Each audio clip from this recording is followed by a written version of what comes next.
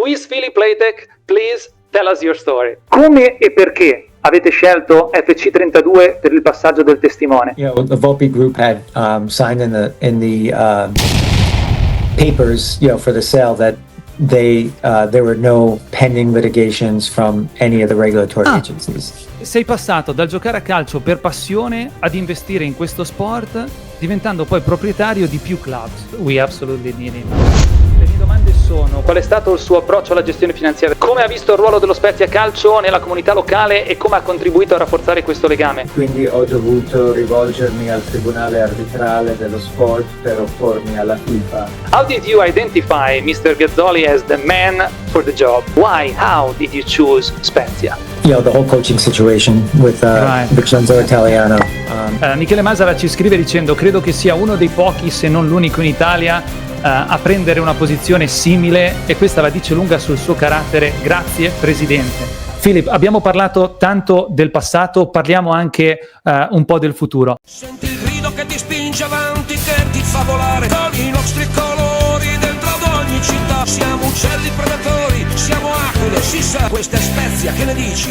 Era un covo di pirati e noi siamo i loro figli. Guarda, non ti puoi sbagliare, stiamo sotto le bandiere che hanno un'aquila nel centro e sono bianche e sono nere. Qui si sente un coro solo, quello delle nostre voci.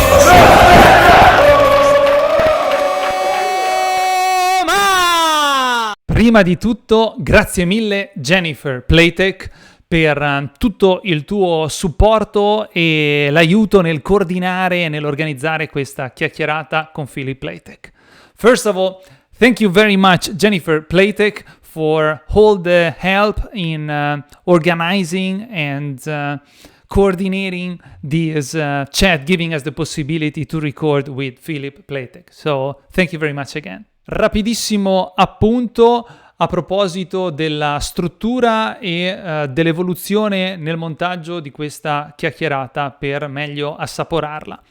Very brief note about the structure and the evolution in the editing of these chats so that you can get the most out of it, enjoying it as much as possible. Ciascuna delle nostre domande è stata presentata prima in italiano e poi in inglese o viceversa. Each and every one of our questions have been presented first in Italian and then in English or vice versa.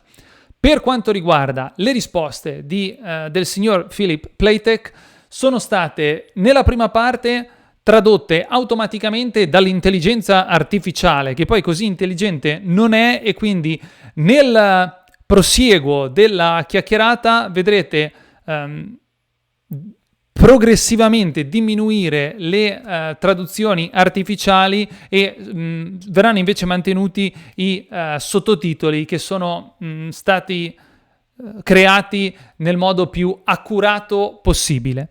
As far as the translation of what Mr. Philip Platek is answering, we use the artificial intelligence translator, which is not that intelligent. So, in light of how inaccurate it ended up being oftentimes, as we proceeded along with the editing process, we decided to carry on exclusively with the subtitles.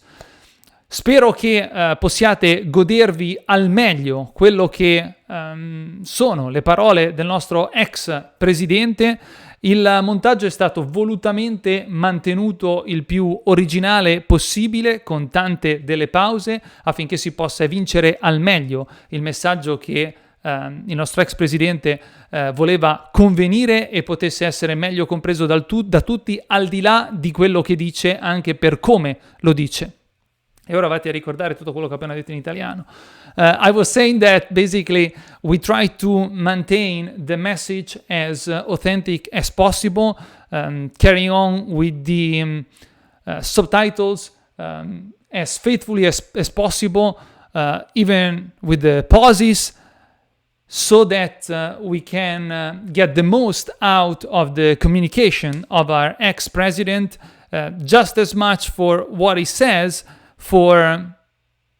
as for how he says it. So I hope that the final product will be enjoyable enough. So nothing else is necessary than to start with today's episode. So we present you Mr. Philip Platek as you've never seen him before.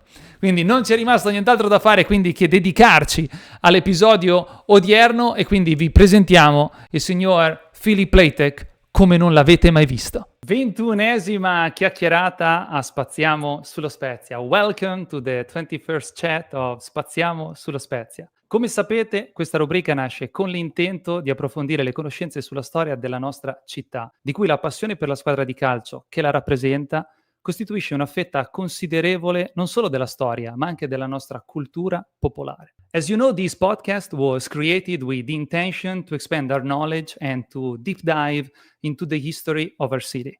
Aware along this journey that the passion for the soccer team that represents our hometown makes up a considerable slice not only of this story, but also of our popular culture.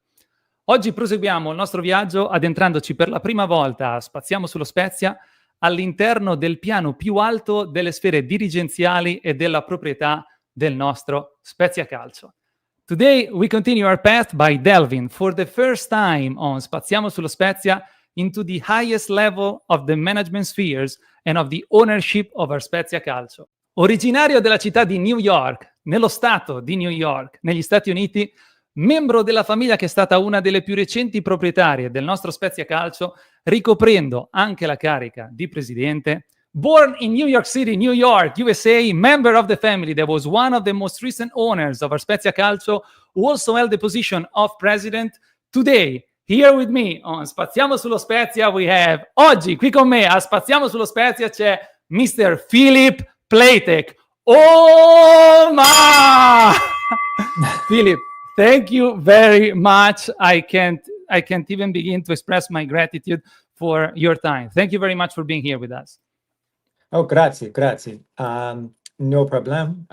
For all the people in Spezia that'll be watching this, buonasera, tutti. And to you, I know you're a little earlier, so buongiorno. All right. Yeah, we're on the same time zone. So for us is 1 p.m. But yeah, this chat will probably be published after the end of the championship, after the playoffs. Questo video sarà poi pubblicato probabilmente alla fine della stagione dopo i playoff. Philip, ogni tifoso aquilotto si è fatto la propria idea sulla prima proprietà americana del nostro Spezia Calcio. I believe, Philip, that every Eagles fan has formed his own opinion on the first American ownership of our Spezia Calcio. Ed uno dei nostri intenti odierni attraverso questa chiacchierata è quello di offrire una prospettiva un po' più ampia e dettagliata dei protagonisti e di alcuni degli eventi che hanno contraddistinto il soggiorno della prima gestione a Stelle e Strisce. And one of our intentions today, through this chat, is to offer a slightly broader and more detailed perspective of the protagonist and about some of the events that characterize the stay of the first Star-Spangled Management. Facciamo questo partendo da lontano e conoscendo meglio l'uomo. Chi è Philip Platek? Raccontaci la tua storia. Let's do this by starting from back in time and getting to know the man better. Who is Philip Platek? Please tell us your story. Okay. Philip Platek is a person who was born in New York City and grew up in a section of the Bronx that was predominantly Italian. Philip Platek è una persona nata in New York City e cresciuta in una sezione del Bronx che era prevalentemente italiana. As a matter of fact, I was one of the few kids in my school with blue eyes. Most of my friends were either born in Italy or their parents were. Most were from southern Italy, Calabria and Sicily. In realtà ero uno dei pochi ragazzi della mia scuola con gli occhi blu. La maggior parte dei miei amici sono nati in Italia o i loro genitori erano. La maggior parte provenivano dall'Italia meridionale, dalla Calabria e dalla Sicilia. So, as far as the Italian culture, I was immersed in it from a very young age. As well as exposed to calcio before it was even popular in my country.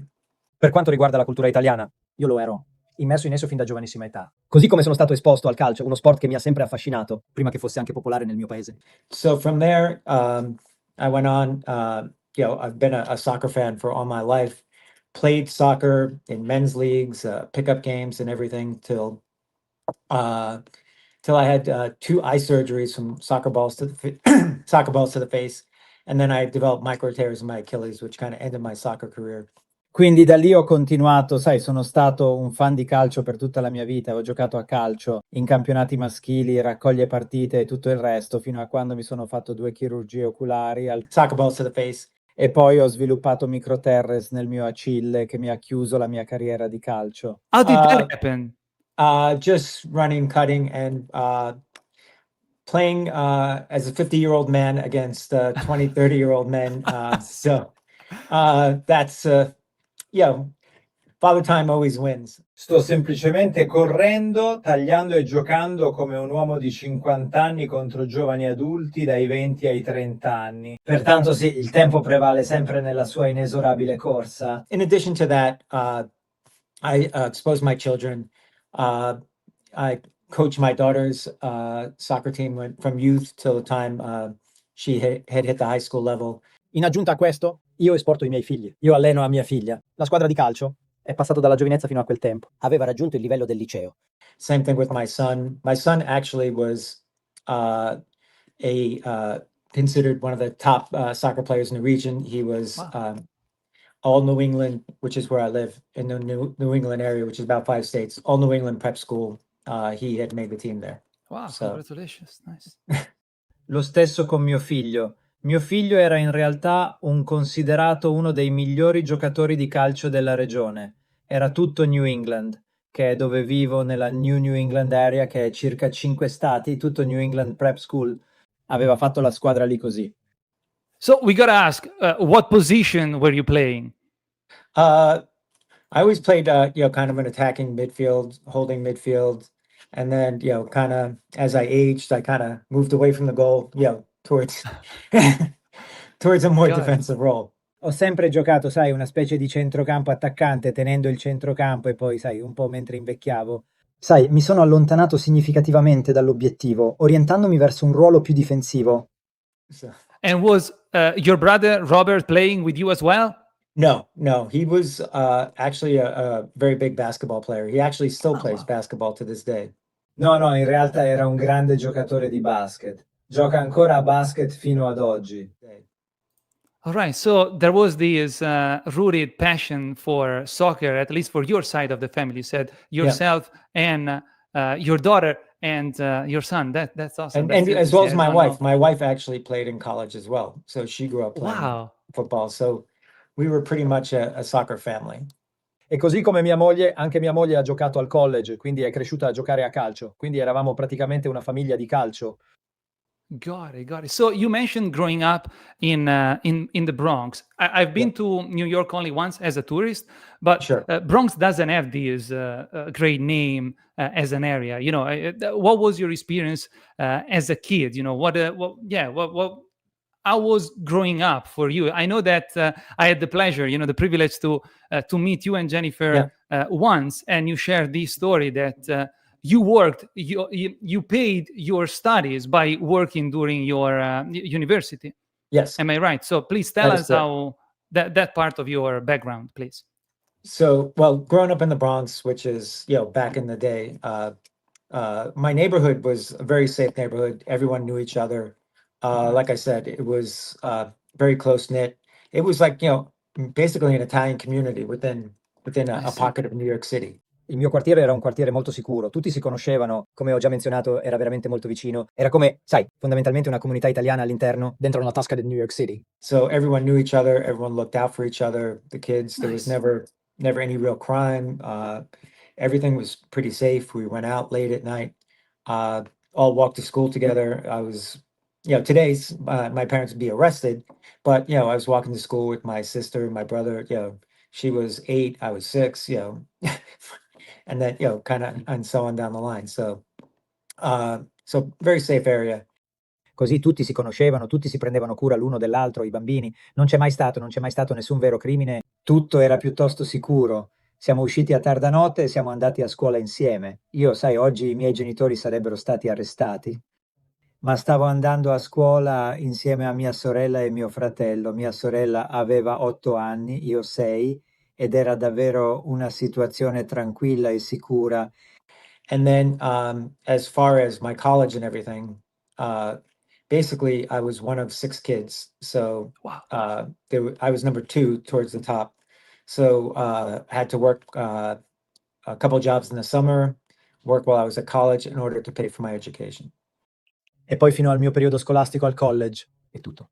In pratica ero uno di 6. Ragazzi, quindi ero classificato come il numero 2 verso la cima, quindi ho dovuto lavorare. Un paio di lavori in estate. Lavoravo mentre ero al college per pagare la mia istruzione. Nice, nice. No, because probably many people don't know this. You know, we have the perception, especially in Italy, in La Spezia, where we had the possibility to meet you. Let's say, you know, to get to know the Platek family a little bit better, based on the position that you have today. So we don't make the bridge that you're not coming from a wealthy family. So No. I just wanted to share your background because, again, as many people might not know, you didn't come from a wealthy family, and I wanted you to No. have the possibility to share this part of your story. And then So, the other thing too please. is all of my grandparents were born in Europe. My father's parents in Poland, my mother's parents in Croatia. So I'm second generation USA. So very kind of grew up in kind of a European culture because my grandparents were very. When you come from a family that big, grandparents have a big influence on the family to help out. So. Of course, of course.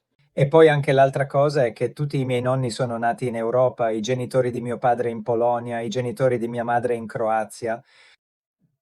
Quindi sono la seconda generazione degli Stati Uniti. Quindi, sai, molto cresciuto in una specie di cultura europea perché i miei nonni erano, sai, molto quando vieni da una famiglia che i grandi nonni hanno una grande influenza sulla famiglia per aiutare. I mean, we are Italians after all, so we know, you know, family is one of the greatest priority in our society. So Yes. we definitely can relate to that. So that's great, that's great. So now that we better understand your rooted family passion for soccer, ora che comprendiamo meglio la ben radicata passione della tua intera famiglia per il calcio, Qual è il tuo background professionale? What's your professional background? My professional background was I was a money manager. Basically, people would give my company money. Big pension funds, wealthy people would give us money to manage for them in order to generate a return. So it was called a hedge fund manager. So I spent basically most of my career doing that. I was a partner in a firm that managed did that management. Il mio background professionale era che ero un gestore di denaro.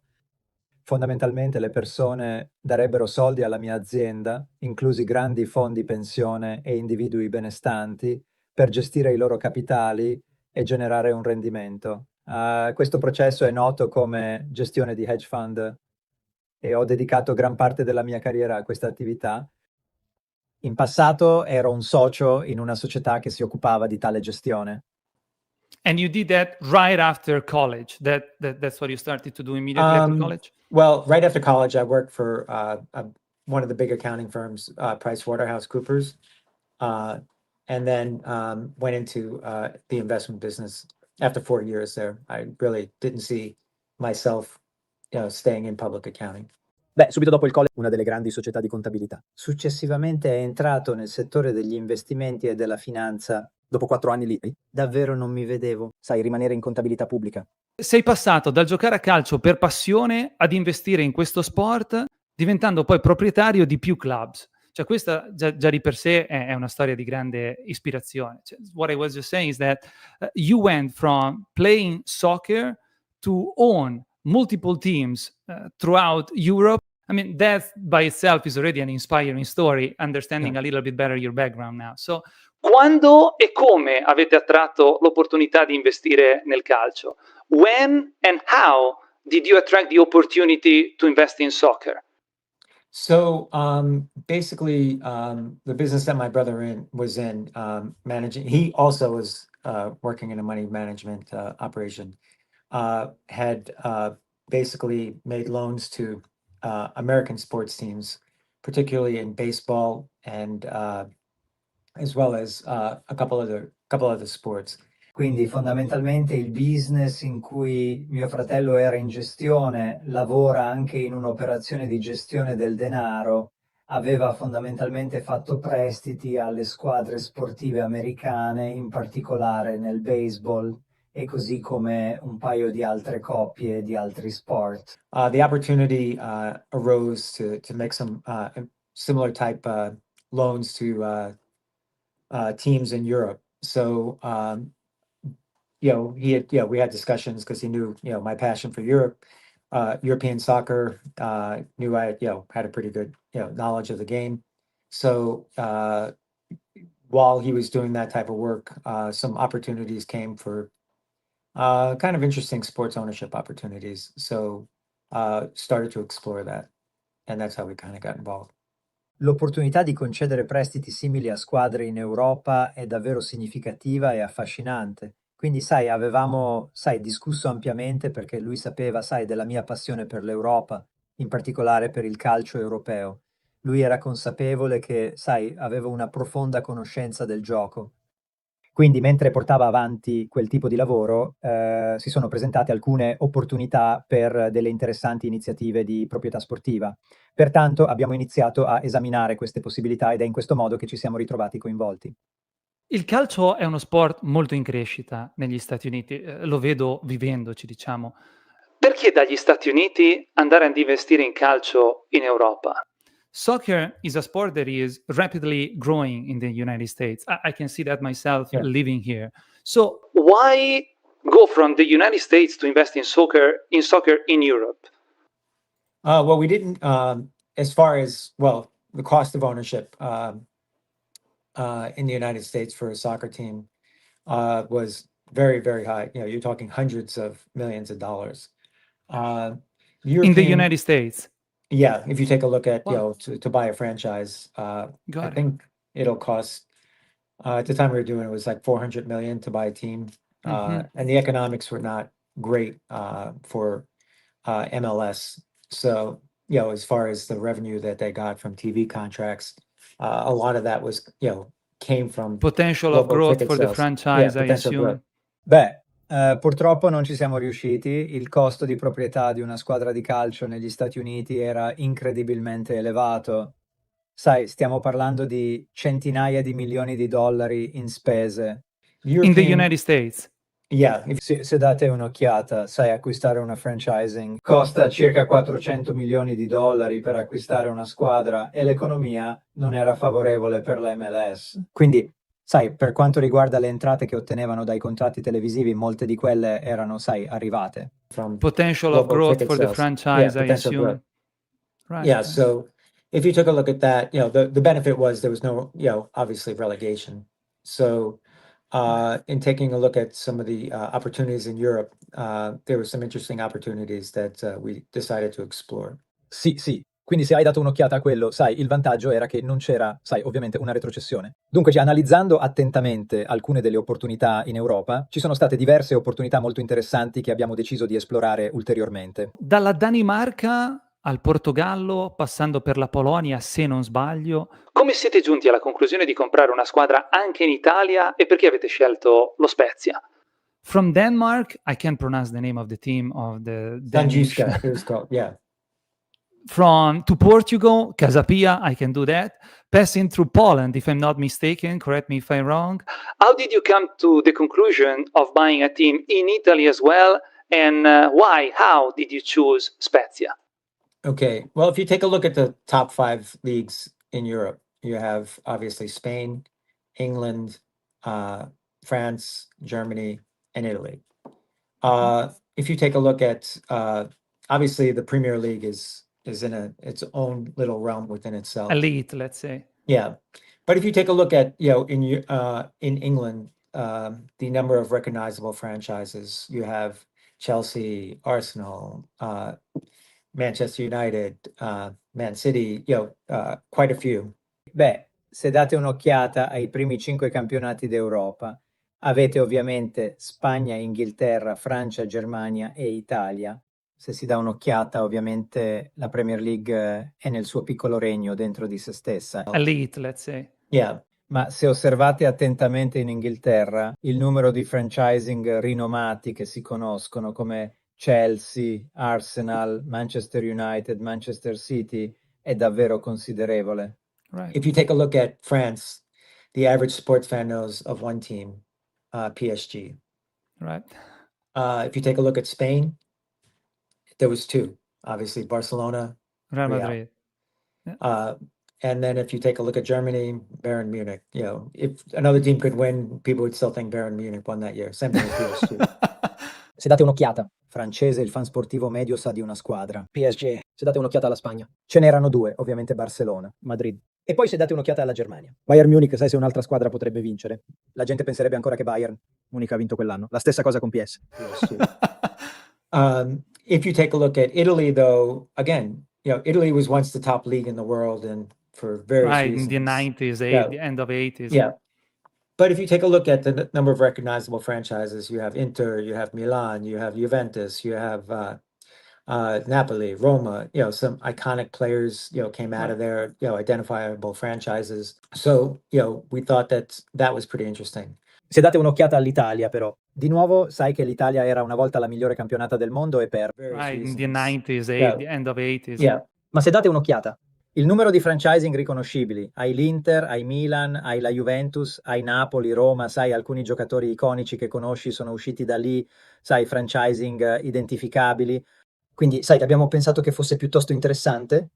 Obviously, there's a lot of issues within the governance of the league. You know, if those could get straightened out, there was some pretty good upside opportunity there. Ovviamente ci sono un sacco di problemi all'interno della governance della Lega. Sai, se riuscissero a risolvere queste varie questioni ci sarebbe una ottima opportunità al rialzo. The other thing too is we thought that Spain had kind of topped out because, you know, a lot of that, what Spain recognition was driven by the Messi, Ronaldo Oh yeah, key rivalry. players playing in those leagues. two Yeah, players. very famous, notorious players, right? Those two players and that rivalry within that league, you know, obviously they were getting older and both have since left the league. Right. So we Messi and thought Ronaldo, right? that was kind of peaked, Anche l'altra cosa è che pensavamo che la Spagna avesse un po'... kind of topped out because, you know, a lot of that, what Spain recognition was driven by the Messi, Ronaldo Oh yeah, key rivalry. players playing in those those leagues. two Yeah, players. very famous, notorious players. Giusto, quei due giocatori e quella rivalità interna, quella Lega, sai, ovviamente stanno invecchiando e entrambi da allora hanno lasciato la Lega, giusto? Quindi abbiamo pensato che fosse un po' al picco. And we thought that, you know, given the revenue base that Italy was getting around the world with proper marketing, that they could, you know, increase the reach, even not to the premier level, but, you know, within, you know, reason. So that was kind of the inclination to, you know, go with Italian soccer. E abbiamo pensato che, sapete, dato che la base di entrate che l'Italia stava ottenendo in tutto il mondo con un adeguato marketing, che potevano, sapete, aumentare la portata, Not to the premier level, but ma sapete, all'interno della ragione. Quindi era una specie di inclinazione a, sai, andare con il calcio italiano. the other thing with Spezia, here you had an area in Cinque Terre that was getting very popular with American tourists that like to go to Portofino. If you take a look at Spezia now, if you know, and I've been there throughout the different parts of the year. If you go there in Dicembre or, you know, Gennaio, you only hear Italian. If you're there in the summer, l'estate, it's all, you hear a ton of English. You know, it's Right. like People everyone's from all over the speaking world. Yeah. all over the world. So with that, you know, we felt that, you know, it could, you know, you could take advantage of some of the opportunity, particularly of American growth coming in there. L'altra cosa con Spezia, qui avevi una zona che In Cinque Terre, stava diventando molto popolare tra i turisti americani a cui piace andare a Portofino. Se date un'occhiata a Spezia adesso, se lo sai, sono stato lì per le diverse parti dell'anno. Se vai lì a dicembre o sai gennaio senti solo italiano. Se ti trovi lì in piena estate, davvero, non c'è da scherzare, l'atmosfera è vivace e la città sembra prendere vita in modi incredibili. Senti un sacco di inglese. you know, it's Right. like People everyone's from all over the speaking world. Yeah. all over the world. Quindi con questo, sapete, abbiamo pensato che, sapete, potreste poter approfittare di una parte dell'opportunità, in particolare della crescita americana che arriva lì. Indeed. I follow. Questo video è stato presentato da Agriturismo Colline di Rossoli. Fai del tuo evento un evento speciale.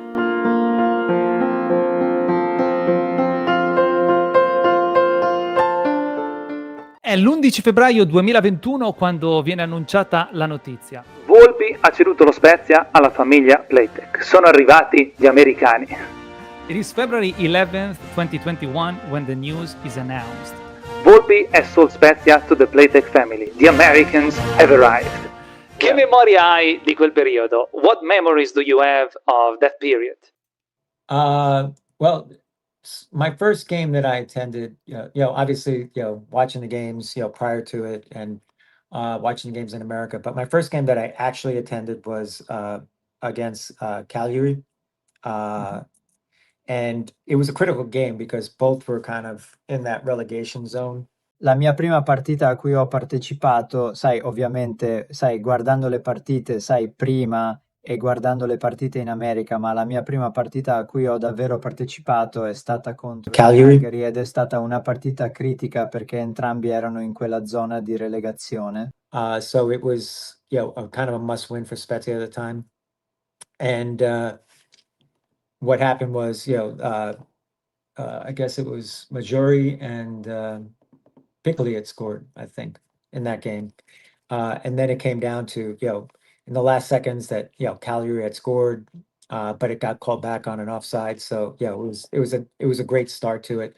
I remember the obviously there was no fans in the stadium at the time, because Right. at that time, but just walking through town, just the vitality and everything, the passion, after the win. So it was, good to see that type of passion, for the team.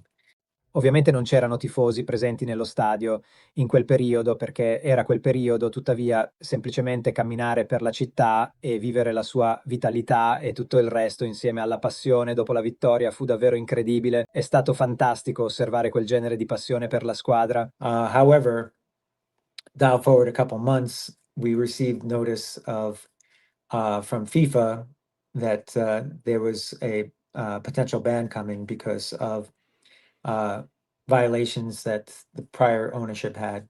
So so we went from there to receiving a 4-window ban. So it went from kind of a euphoria, we stayed up, and then we get this 4-window ban. Tuttavia, qualche mese fa abbiamo ricevuto una comunicazione dalla FIFA riguardante un potenziale divieto imminente a causa di violazioni commesse dai precedenti proprietari. So we went from there to receiving a 4-window ban. So it went from kind of a euphoria, we stayed up, and then we get this 4-window ban. Well, the other thing too is we also, had re-signed their coach, everything was good.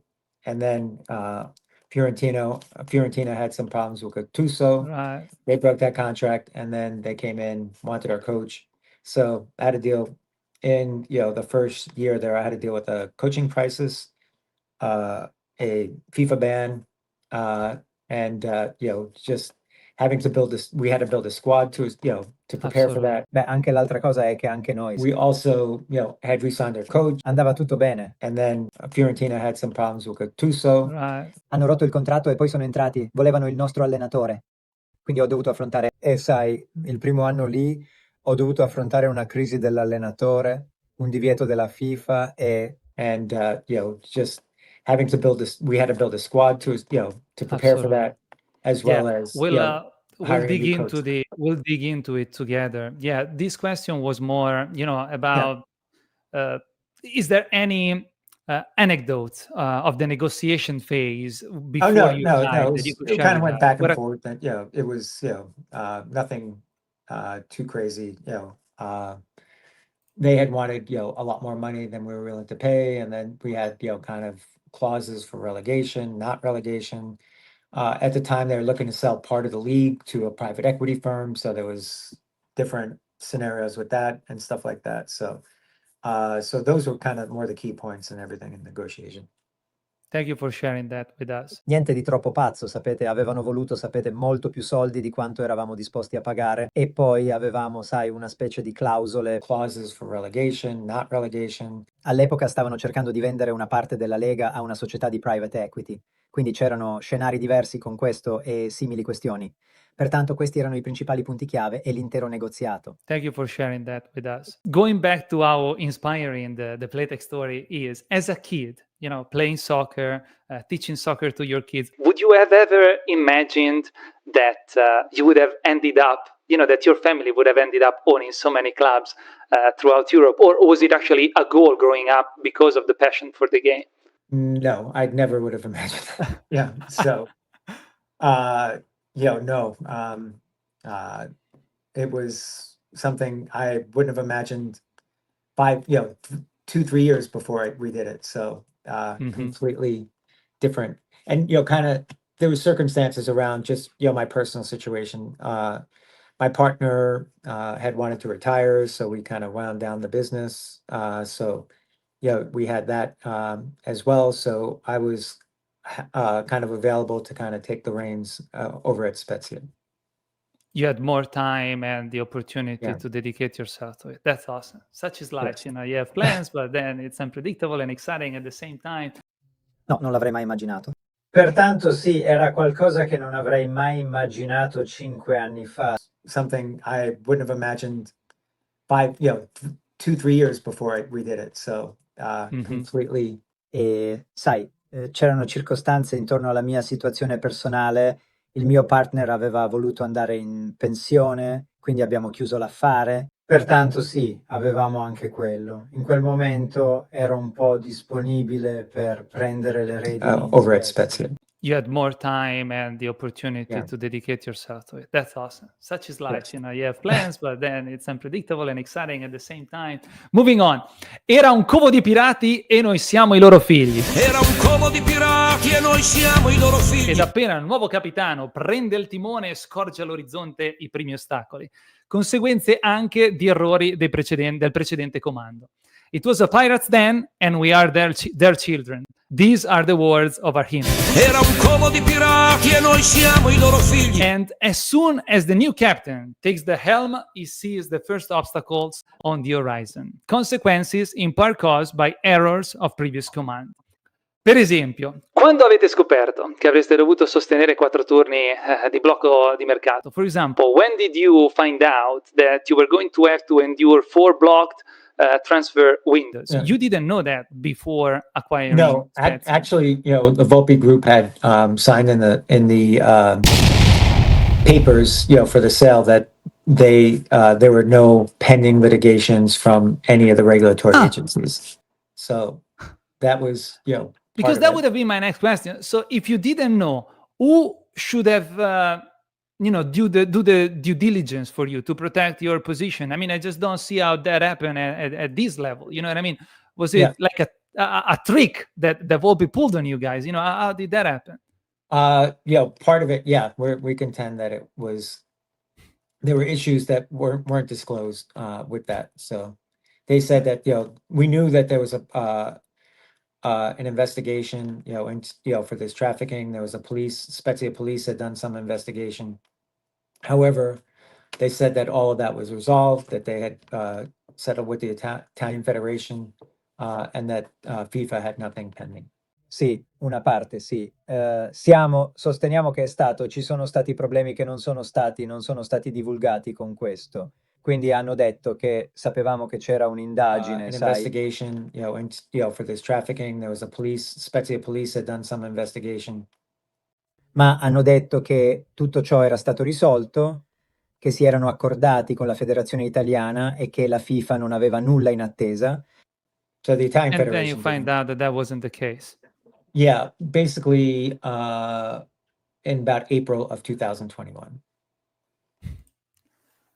Unbelievable. This is Italy. Non so se è stato un errore di uno dei membri del vostro team, appunto ce lo stai spiegando, o Volpi che vi ha fatto uno scherzetto. Io non sono alla ricerca di qualcuno da incolpare, vorrei capire meglio cosa è successo e quando, così che noi tifosi possiamo avere un quadro più chiaro. So I was just saying that I don't know if it was a mistake by one of your team members or Volpi playing a trick on you. You are explaining us that, so thank you for clarifying. I'm not looking for someone to blame.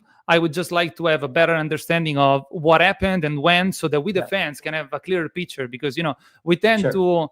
to judge without really knowing. So I really appreciate you taking the time to explain us everything that happened behind the curtain, basically.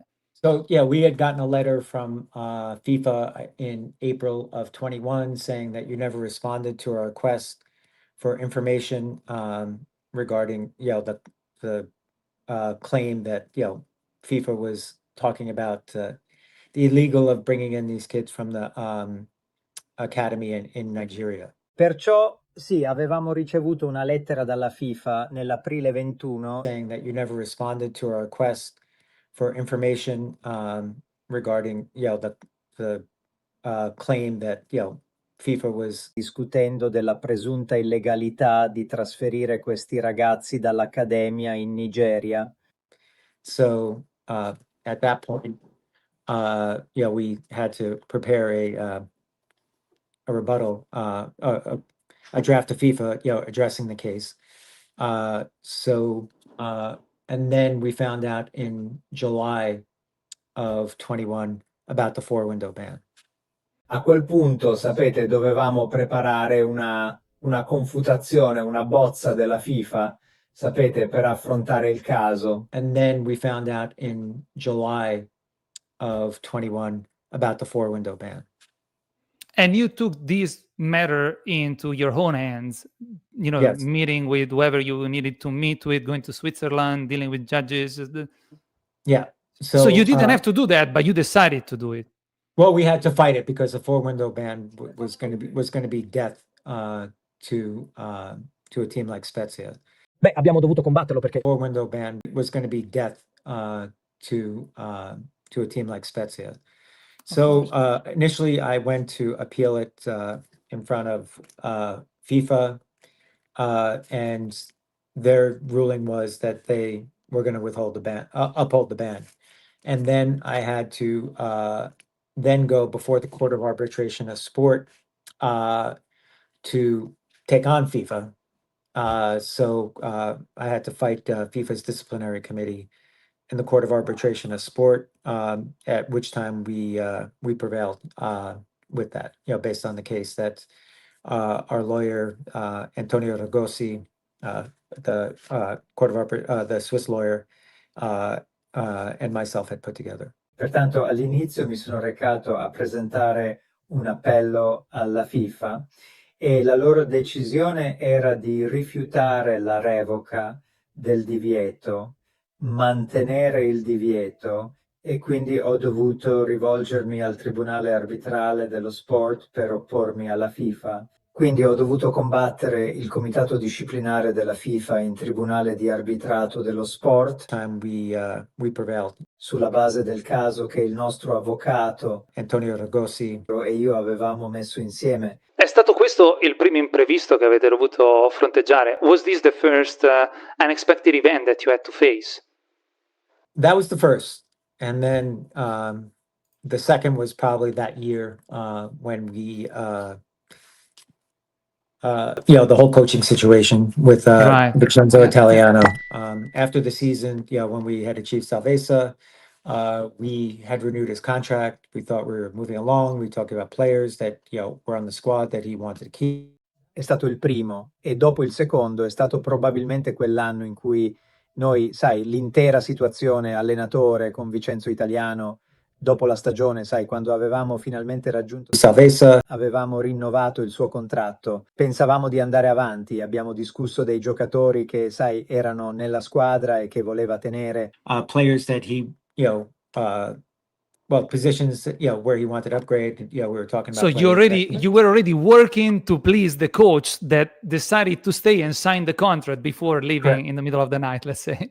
Yes, and then what happened was when the Fiorentina opportunity came, he basically, insisted that he wanted to go, didn't want to coach. So Giocatori che lui, sai, posizioni, sai, dove voleva essere aggiornato. Sì, stavamo parlando. So you were already working to please the coach that decided to stay and sign the contract before leaving in the middle of the night, let's say. Sì. E poi quello che è successo è che quando è arrivata l'opportunità fiorentina ha sostanzialmente, sai, insistito sul fatto che voleva andare, non voleva allenare così. Everybody would have understood him after bringing us to Serie A and save us from relegation. It would have been the perfect end to an awesome story.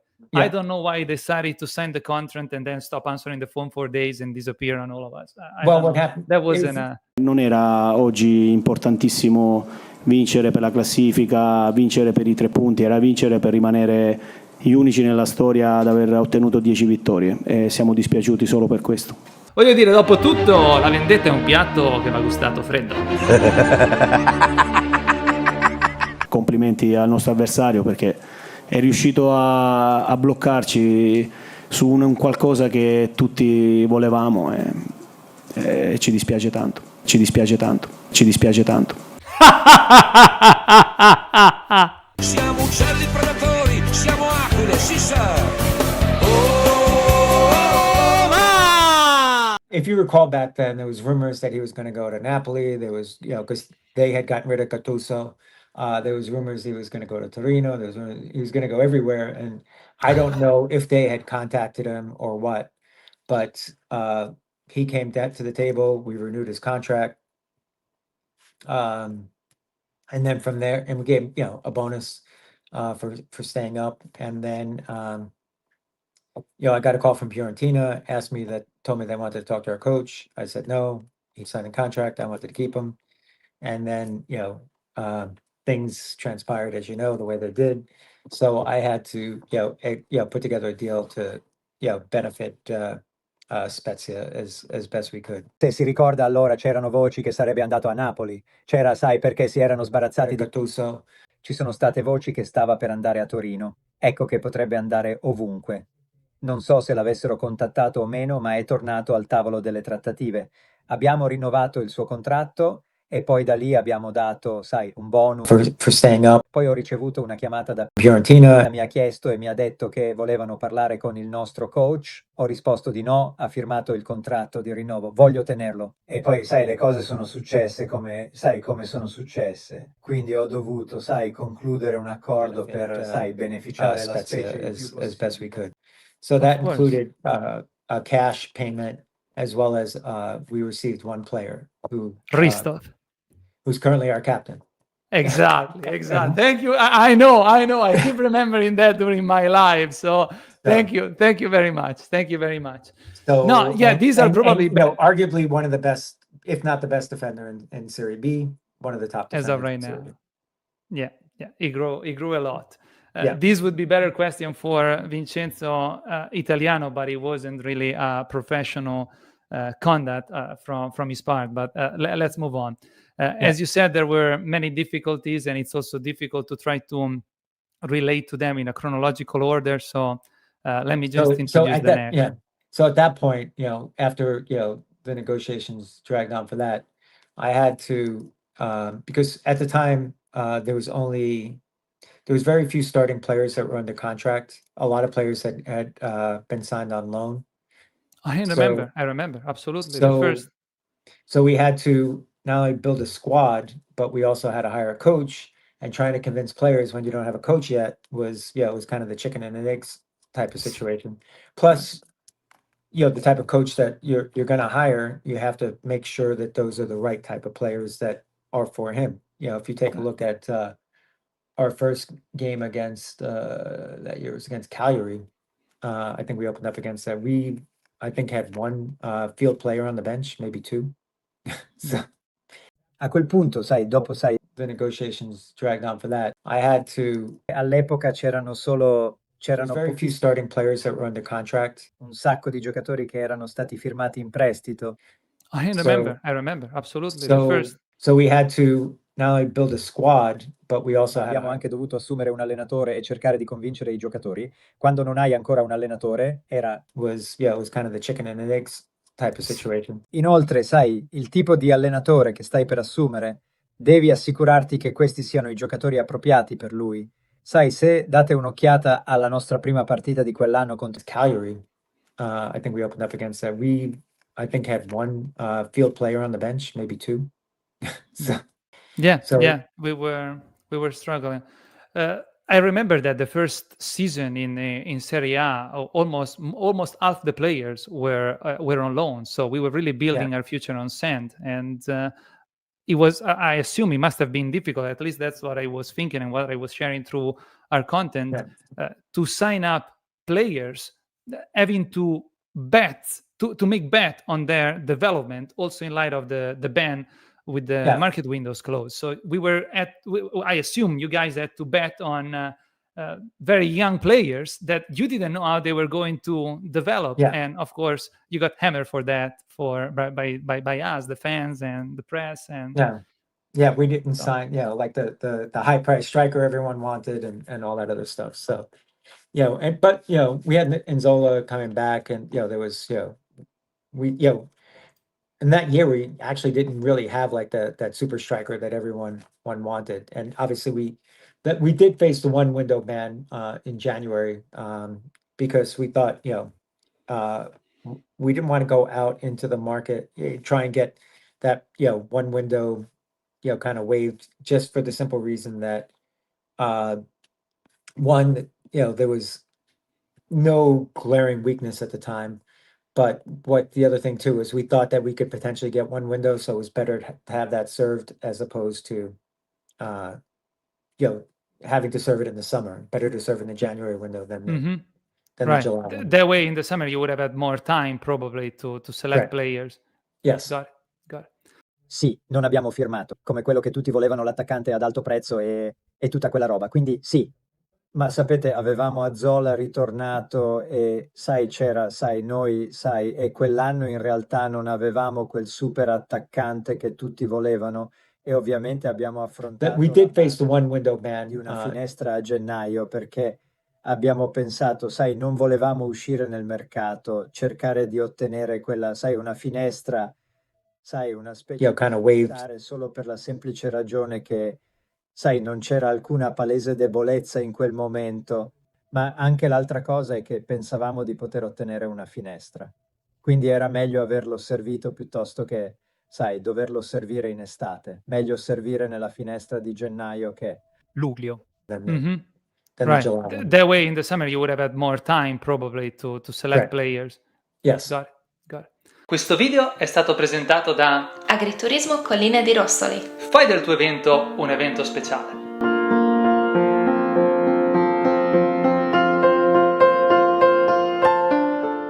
Alla Spezia la storia della gestione Platek viene spesso riassunta così, Philip. I Plateks sono persone d'affari che non conoscevano il calcio italiano e che in buona fede si sono messi nelle mani di persone sbagliate. Prima di entrare nei dettagli, Concordi con questa affermazione? Philip, in La Spezia, the time of the Platek management is often summed up like this.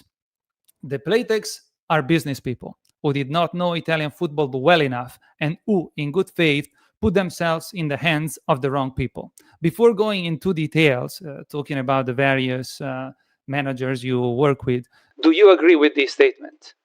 No, not necessarily. I think part of it, as far as the team and the business, the fact that I do know Italian football, we try to keep, a budget, kind of, the goal was always kind of sustainability, and I said that from the very first interview, that we wanted to be passionate about football, but not emotional. No, non necessariamente. Penso che parte di questo, per quanto riguarda la squadra e the business, the fact that I do know Italian football, we try to keep, a budget, kind of, l'obiettivo era sempre una specie di sostenibilità. E ho detto fin dalla prima intervista che volevamo essere appassionati per il football, ma non emotivi. We wanted to, if you take a look at football, particularly in Italy, there's so many cases where teams spend and don't get results. Se date un'occhiata al calcio, soprattutto in Italia, ci sono così tanti casi in cui le squadre spendono e non ottengono risultati. You take a look at, obviously, the current season we have now, it's probably the lowest wage budget that we have on the field right now, and obviously, the team is performing well, significantly lower. Yeah, compare our results with Palermo, for example, how much they spend in this season. Yeah, you take a look at what Cremonese spend, what Palermo spends. Yeah, obviously Sassuolo A lot of is that, another but story, of course. that's a team that would probably finish mid-table in Serie A this year with the squad they had. Mhm. So winning Serie B was not. And I think that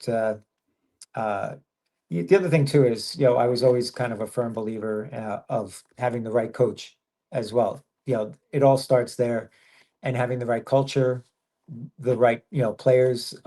If you take a look at this squad that we had this year, being in the locker room, being at the training, you see it a lot on the field when they're playing games. There are players that care about each other. That it was kind of like a family. They went in, fought battles together. Still fight. Even through losses, ties. The team gets out there and gives 100%. Which you expect, and a lot of that starts at the top. If you take a Luca D'Angelo, and then kind of works its way down. Spending on players that are talented or this that. What you have to do is put together a team. It's not put together a bunch of individuals. You'll see it like even at the youth level. In my country, they have like these all-star showcases where you put all the best players, and they look Right. terrible out there together because they're not passing. They're not. Everyone wants the ball. They're sniping at each other.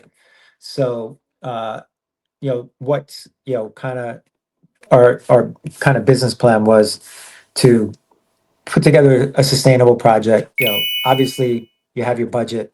Things can vary from the budget, injuries, this, that, and the other thing, because you got human capital out there. It's not like robots where that things don't break. Right. So have a sustainable, not go for the crazy home run type players, and have a group of players that respect each other, play well together. And that was kind of our goal, because you take a look at so many teams that have spent so much money and just it doesn't work. Quindi, sai, quello che è, sai, in sostanza il nostro piano aziendale era di mettere insieme un progetto sostenibile. Sai, ovviamente devi considerare il tuo budget. Le cose possono variare dal budget, lesioni, questa, quella e altra cosa, perché hai il capitale umano là fuori. It's not like robots where that things don't break. Right. Quindi l'obiettivo è avere un progetto sostenibile, sai, Not go for the crazy home run type players. e avere un gruppo di giocatori che si rispettano a vicenda, che giocano bene insieme. E sai, questo era un po' il nostro obiettivo, perché si dà un'occhiata a tante squadre che hanno speso così tanti soldi e, sai, non funziona. It takes time to achieve this kind of result, this kind of an achievement. And- Pisa, and- for example, is at the end of a 6-year cycle this season. So, Yeah. sorry, And you want to spending say the same something type there, of money please. that they had this year every year. If you take a look at and the other thing too is we wanted to build a team that if we go to Serie A next year, the team is much better positioned than it was Absolutely. the last time they went to Serie A, because it's We- we brought in younger players that are developing. Obviously some players may leave, some players may stay. That has to do with how where you stand and what happens. But the goal was always to build a foundation that should you go up to Serie A, that you're not having to scramble like they did. E anche l'altra cosa è che volevamo costruire una squadra che, sai, se dovessimo andare, If we go to Serie A next year, the team is much better positioned than it was the Absolutely. last time they went to Serie A, because perché abbiamo portato giocatori più giovani che si stanno sviluppando. Sai, ovviamente alcuni giocatori potrebbero andarsene, altri potrebbero rimanere. Sai, questo ha a che fare con, sai dove sei in posizione e cosa succede. Ma l'obiettivo era sempre quello di costruire una to build a foundation that should you go up to Serie A, that you're not having to scramble like they did. Indeed. We said it earlier that the first year we've achieved the Major League, we had more players on loans than owned by the team, and the goal was to potentially get there again and sustain it, maintain the category with more ease, more naturality, let's say. So Yeah. And the other thing too it is you takes want to build a time and it yeah. takes persistency. As you said, we've been changing a lot of coaches. That leads me to the next question, but please carry on. What were you going to say? Please, Phil. But the other thing, the most important thing is, the culture and everything. I think, in the time we were there, we built a culture to have young players want to come play in Spezia. We've seen, the development of players, and they go on to bigger clubs, better clubs. And the other thing too is, even some of the bigger teams, when they do make a loan, Spezia is a city where there's, kind of pressure on players. They want results, they're passionate fans. Ma l'altra cosa, sai, la cosa più importante è, sai, la cultura e tutto il resto. Penso che tu sappia, nel tempo che eravamo lì abbiamo costruito una cultura per far sì che i giovani giocatori vogliano venire a giocare. Sapete, abbiamo visto, sai, lo sviluppo dei giocatori e si trasferiscono a club più grandi, a club migliori. E anche l'altra cosa, e anche alcune delle squadre più grandi, quando fanno un prestito, Spezia is a city dove c'è, sai, una specie di pressione sui giocatori, sai che vogliono risultati. They want results, they're passionate fans. They know So- it's a good spot where to grow their young talents. Let's see, Francesco Correct. Pio Esposito above the mold, for example. Absolutely. Yeah. Let's talk about some of the key figures during your period as president. Sure. In 4 anni di proprietà Platek si sono alternati diversi dirigenti e ben 6 allenatori. In 4 years of Platek ownership, we had several managers and 6 coaches. A questo punto diventa difficile mantenere una struttura cronologica del racconto, visto la presenza di tante figure che è andata poi ad intersecarsi con altre. At this point, it becomes difficult to maintain a chronological structure of the story, given that many protagonists of the story have intertwined with each other. Quindi ti chiederò di raccontarci dei vari protagonisti seguendo l'ordine gerarchico dei loro incarichi, invitandoti a correggermi qualora commettessi degli errori. So I will ask you to tell us about the various protagonists following the hierarchical order of the roles, inviting you to correct me should I make any mistakes. Sure. Gentilmente, Philip. Illustraci la figura di Nishant Tella. Era parte della vostra squadra prima che arrivaste alla Spezia? Please tell us about Nishant Tella. Was he part of your team before you arrived in La Spezia? Yes, he was part of the organization. Helped work on the Casa Pia deal, as well as the Sanjuska deal, as well as the Spezia deal. He was a banker that helped put together some of the multi-club ownership structure, and then he became CEO of Spezia. Got it. Probably I mispronounced his name. I apologize if I butchered the pronunciation of a few words. As you know, this is not my mother tongue. So, yeah, because it has been a very controversial figure. So I just wanted to better understand what he was doing. What was his experience with soccer at all? He was an investment banker in soccer. Helped put together deals for clubs and stuff like that. Got it.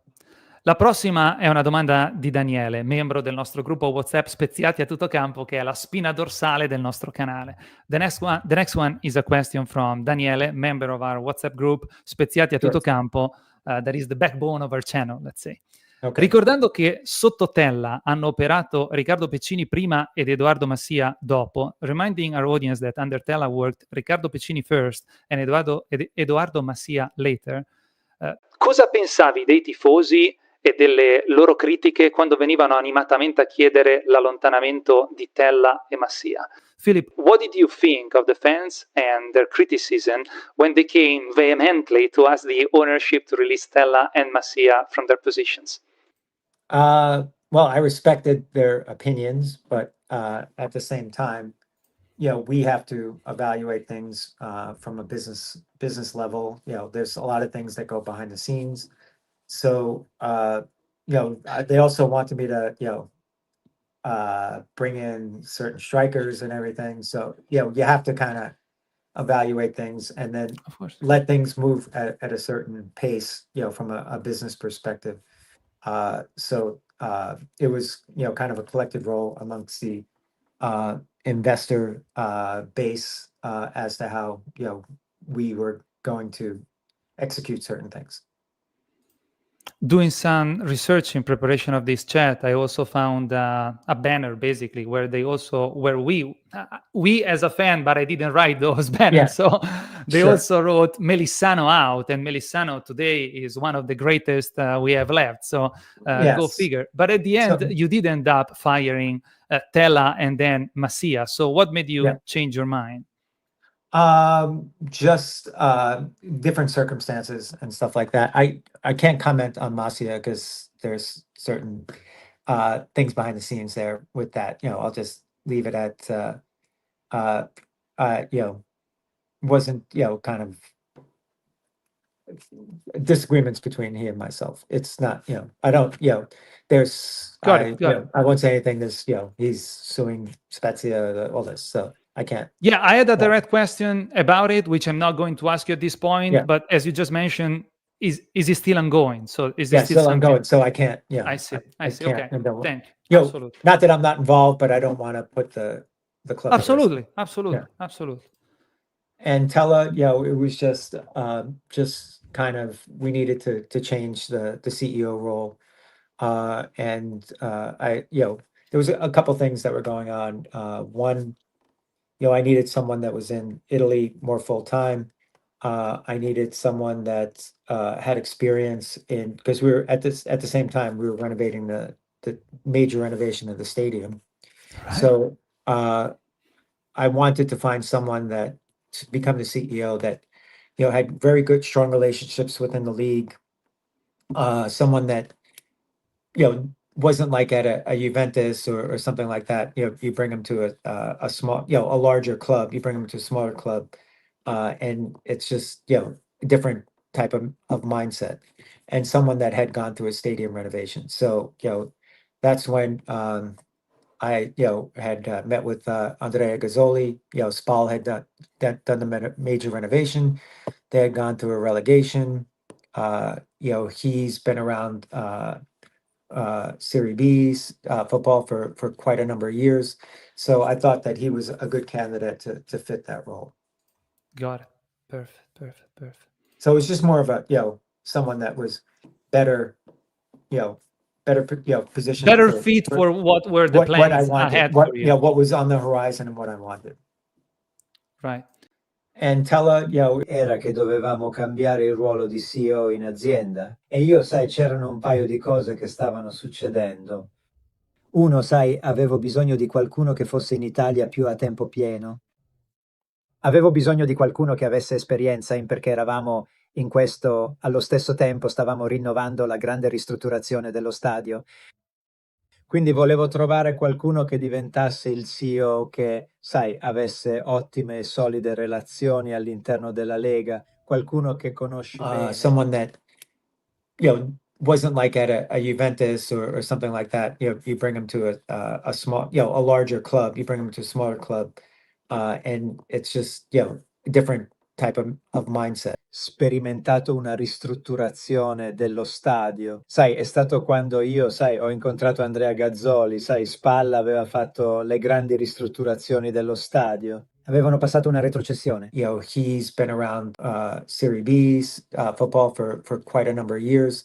Quindi ho pensato che fosse un buon candidato per il ruolo. So it's just more of a, someone that was better, position, better fit for what were the plans ahead for you. What was on the horizon and what I wanted. Right. This is sort of a legend, but is it true that he was scouting for players using an algorithm? Who, Nishant? Yeah. Who?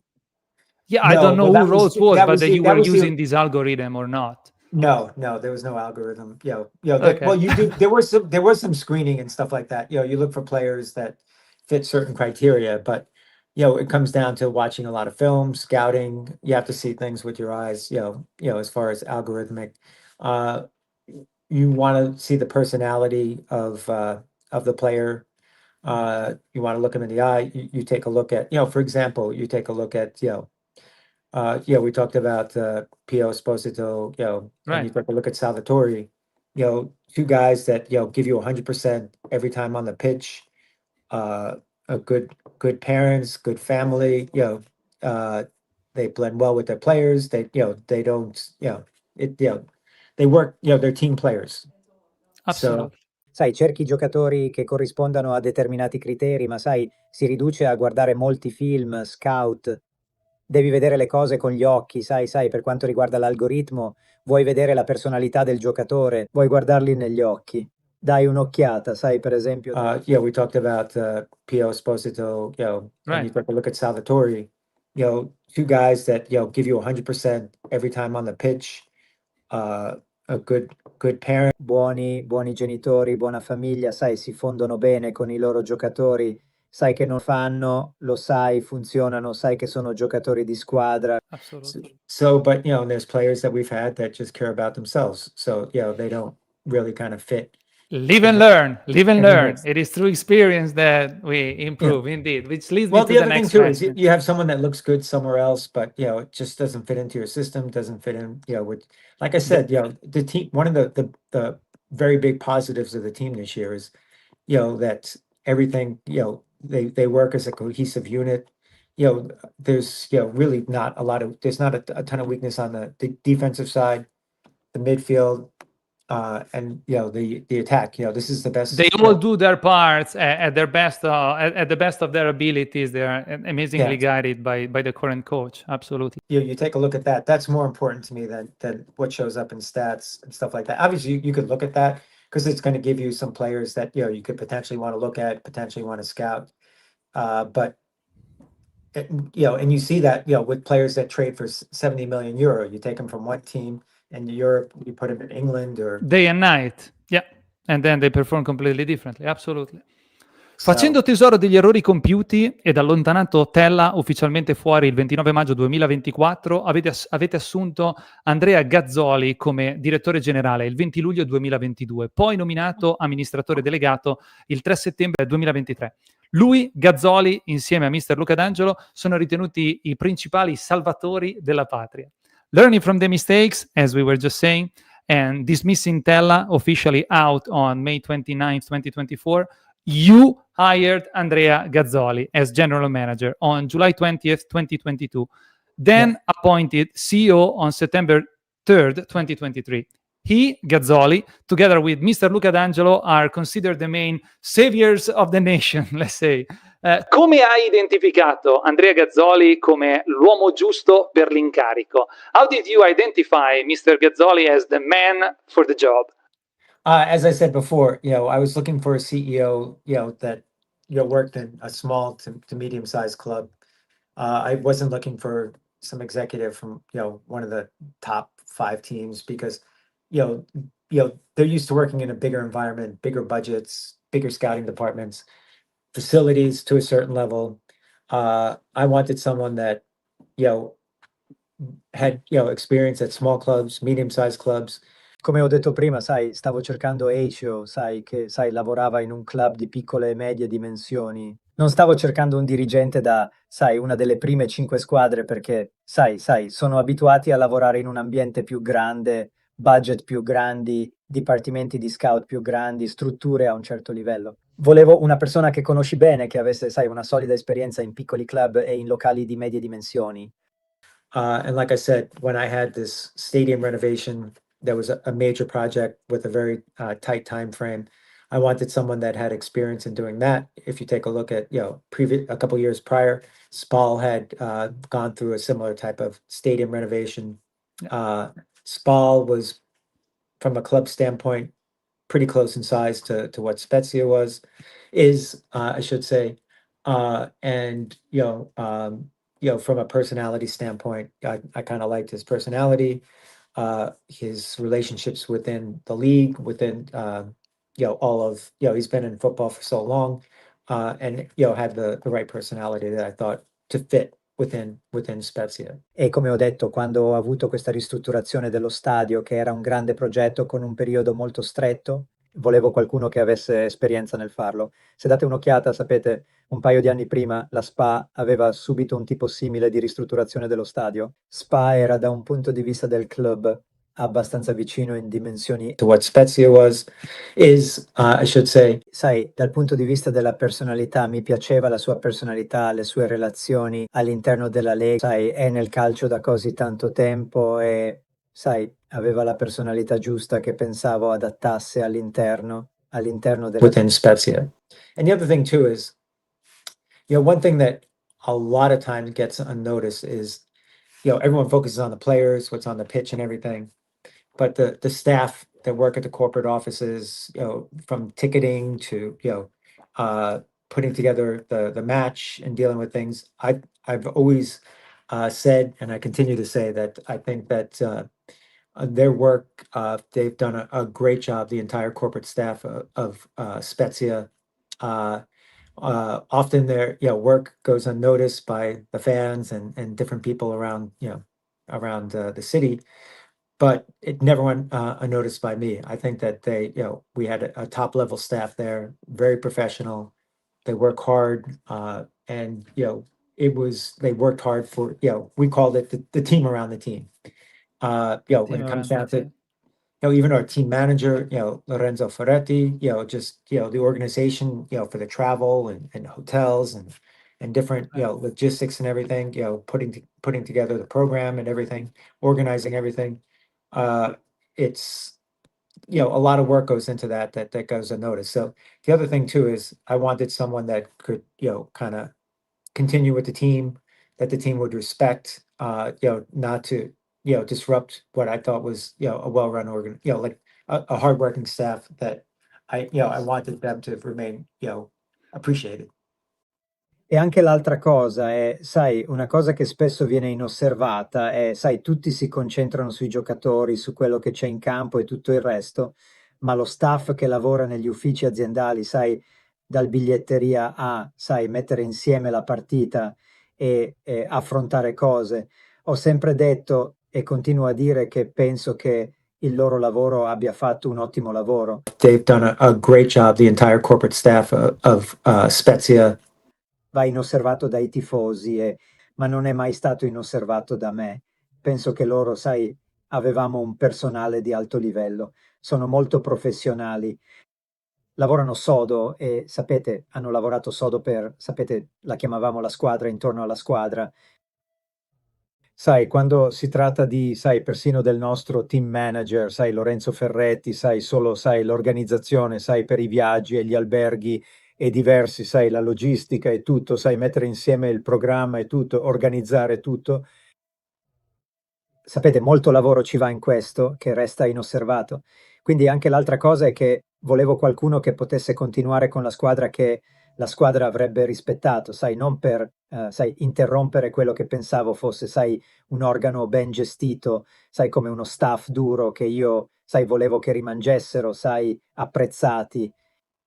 I wanted to ask you these questions, and I liked the fact that it was you, your management, you during the ownership of the club that selected these people, because we all make mistakes as players on the pitch, as fans outside, but we tend, on the base of our ignorance, the fans outside, we don't know everything that's going on behind, to judge without having great knowledge of the facts. And today we often say, well, we avoided relegation thanks to Mr. Luca D'Angelo, and Gazzoli is a great guy. Well, I didn't bring those people, so you did. So, you know what I mean? So, the other thing too is, perspective.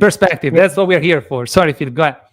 After the start that we had at the beginning of last year, September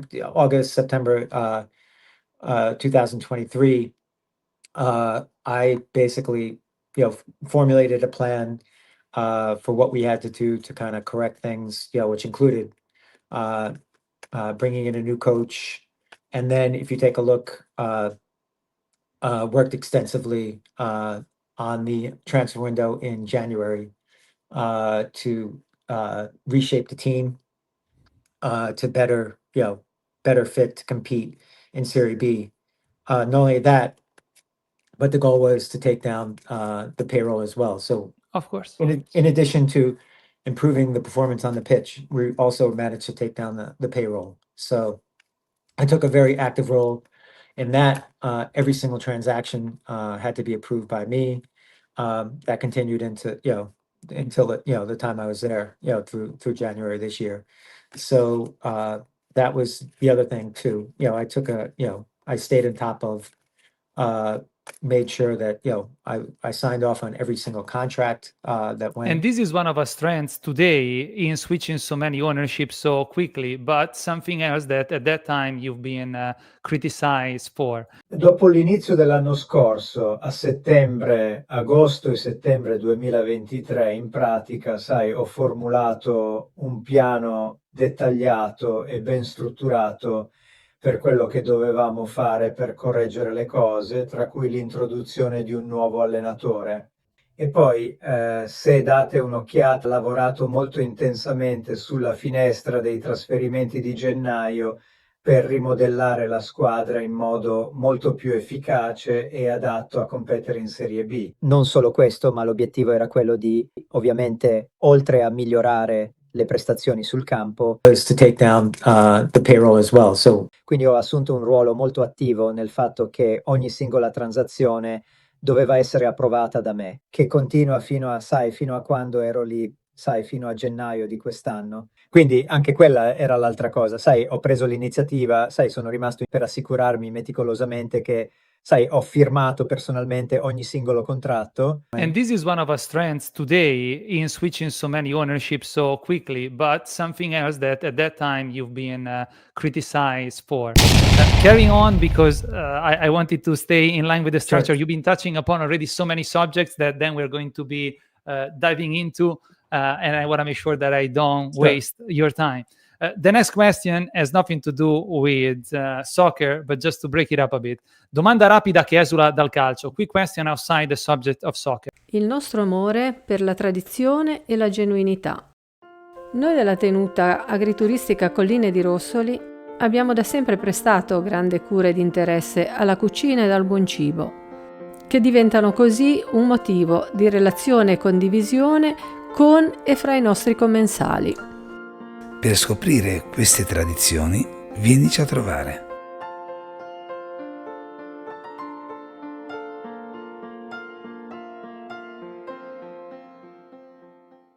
Il nostro canale è nato con l'intento di condividere argomenti inerenti alla crescita personale e professionale. Our channel was born with the intent of sharing content related to personal and professional development, which is something that we continue on doing with some of the content we share. Ebbene, alla luce del fatto che tutti i leaders sono lettori, c'è un libro che ti ha particolarmente ispirato e o aiutato che consiglieresti ai nostri videoascoltatori?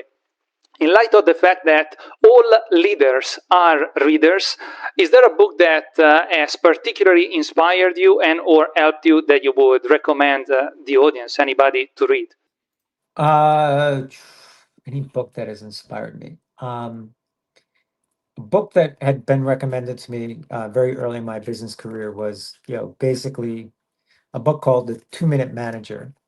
So basically, it was, kind of the way to manage people, where if there was an error and you discipline them for no more than 2 minutes, you didn't praise them for more than 2 minutes. The one thing that it was always said, if you don't have a solution, you don't have a, if you don't have a solution, you don't have a problem, because it's something that you have to live with. That kind of inspired me. The other thing too is just reading articles and I spent a lot of time when I was managing money, meeting with various managements and kind of evaluating their management structure. And the key is, like I said, with coaching and stuff like that, is to be the kind of manager who you are. It's not like you can't be, if you're for example, a coach that likes to play defense and push up, you're not gonna bring in players that don't meet your criteria.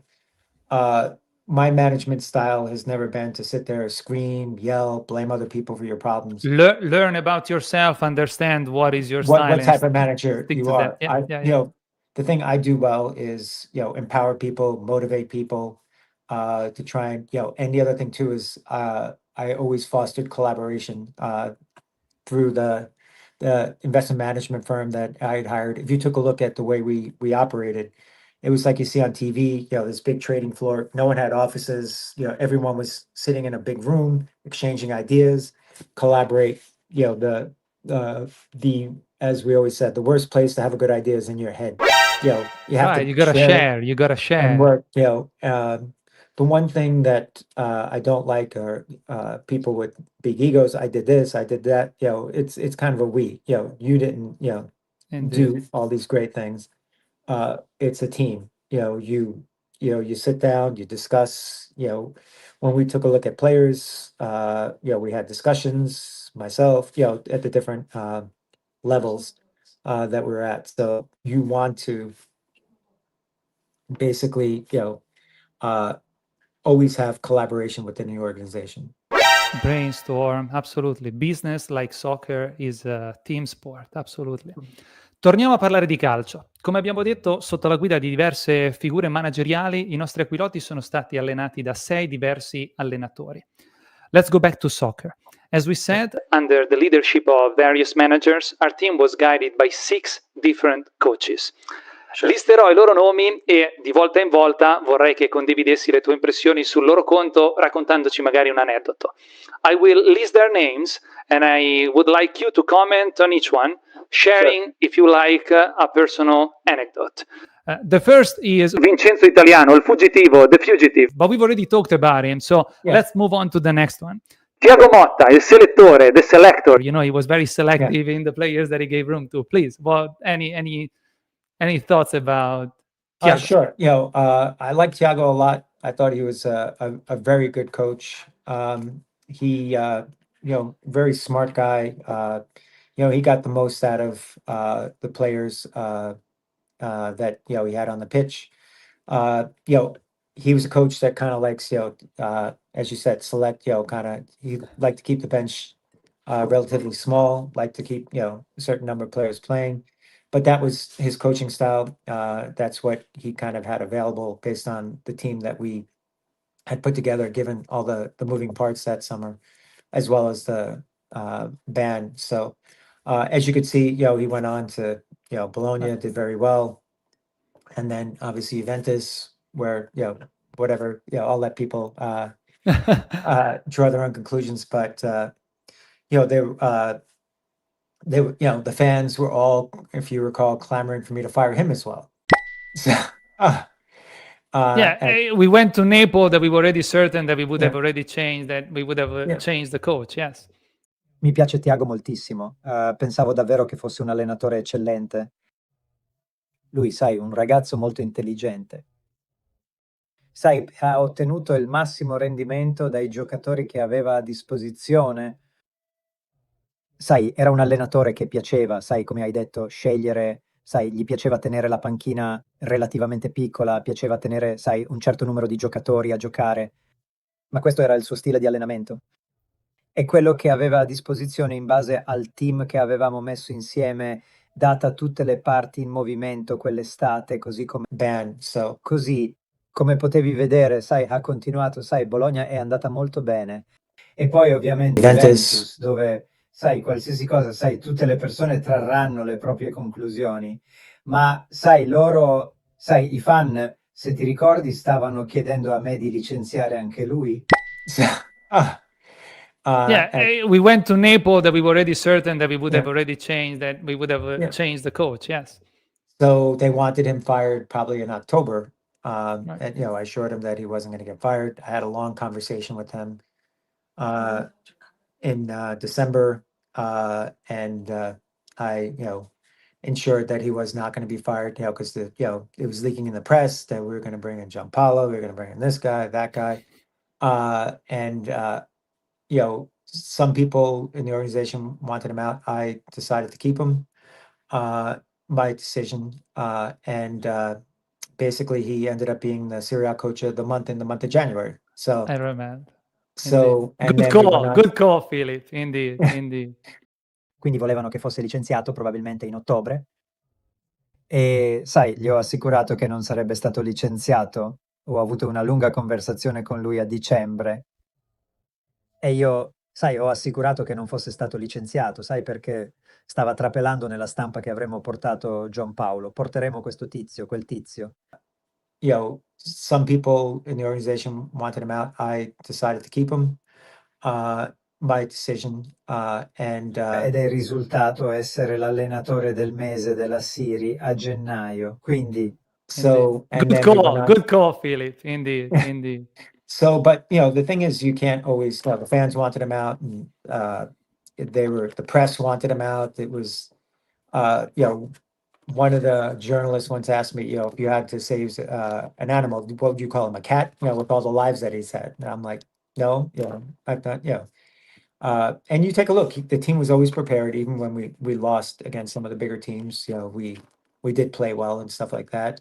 Some of the things that he did, move players around to positions that they weren't accustomed to. If you take a look at Right. Jakob Kiwior, he became our holding midfielder.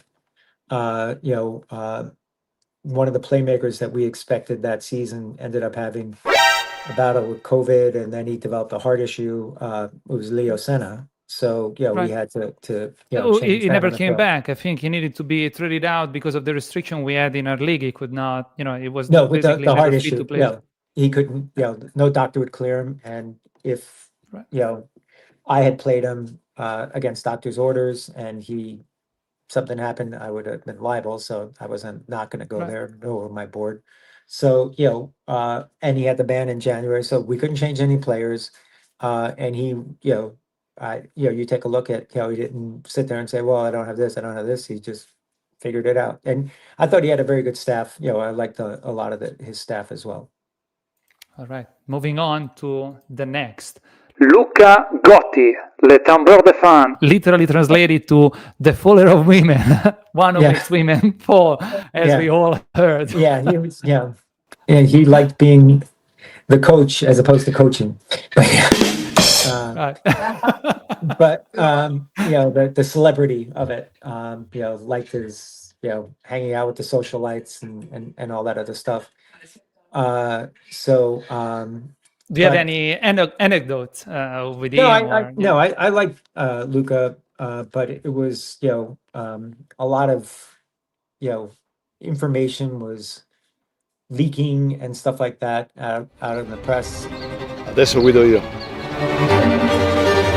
The next one would be Leonardo Semplici, il salvatore mancato, the failed savior. Because basically, as far as regular season, we had enough points to avoid relegation. But then we had we were kind of trending. We were trending, in a bad direction too. Right.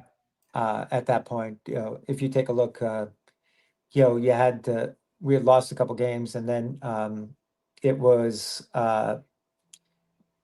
the Empoli game where we were up 2-0. We were man up at halftime, and it was that kind of fell apart there. So it was the results were slipping through our hands. Yes, for some reason. So results were slipping, but I think Semplici actually did a pretty decent job statistically. If you take a look at the chances that he caught the team where it was just super unlucky. You take a look at the Salernitana game that we played, we hit the crossbar twice that could have been goals.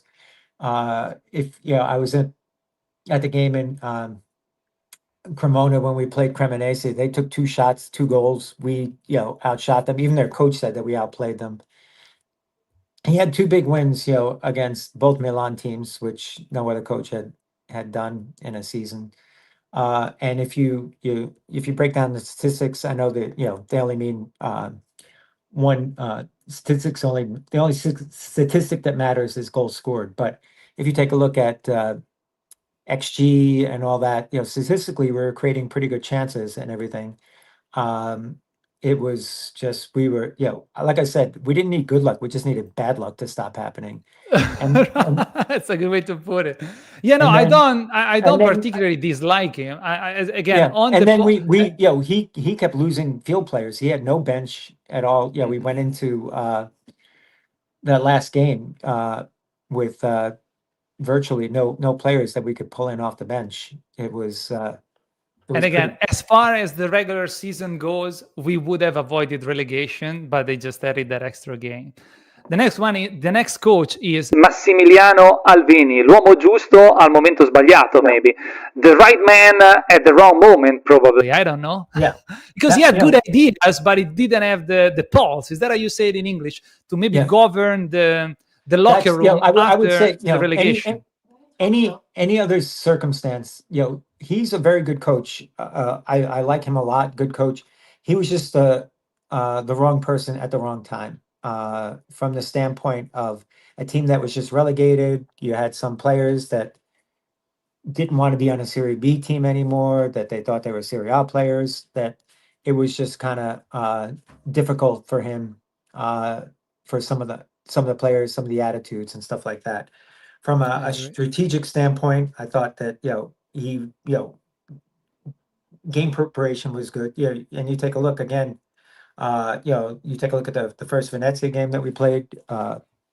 I thought we outplayed Venezia, but they ended up winning. You take a look at, a bunch of the games that it was just, we played well. We just tied everything.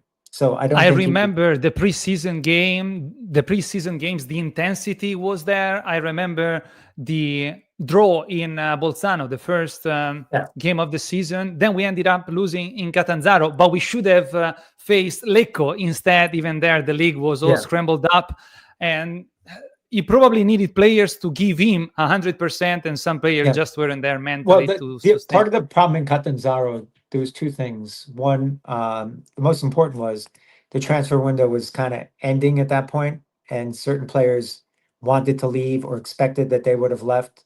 So they were on their phone to their agents and everything, just kind of dragging along.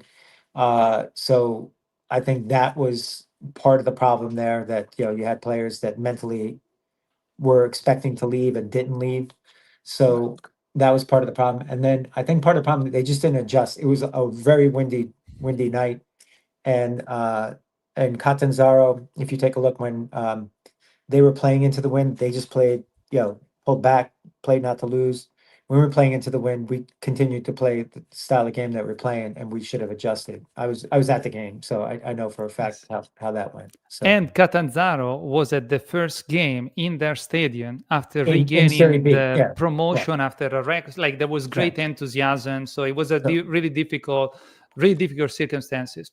That leads us to the current coach, Luca D'Angelo, il Salvatore, the Savior. So, what? How did you select Mr. Luca D'Angelo? Who picked Luca D'Angelo, and what are your thoughts and anecdotes? Well, Luca D'Angelo, unfortunately, was not available to us in the summer during the relegation. Mm-hmm. What happened was he was still under contract with Pisa, and Pisa had so. They agreed to let him leave. So we, kind of wanted a guy of his intensity.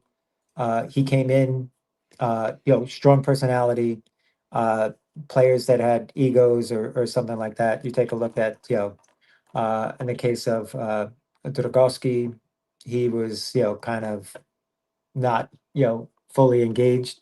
And he just threw him to the bench, brought in Zoot, and he became the goalie at that point. A couple other players that he didn't like their attitude, he benched them. As far as coaches go, he's my favorite type of coach, in that you work hard, you play hard, you see the field, you don't take things serious, or you're just going to sit on the bench. Indeed. So I think that and his personality it was funny. Like, if you see him on the pitch and everything, my wife had come out to Spezia with me in January, and Luca D'Angelo came up and, hey, how you doing? And it was my wife. And she goes, "Who's that?" I go, "That's the coach." She goes, "That's the coach?" I'm not used to seeing him smile. So it was, So total different person in real life. Yeah. And he's I like his coaching style. Even the games that we've tied or lost this year, it wasn't because of lack of preparation or lack of ability to create chances. A lot of cases we've outshot teams and we ended up tied.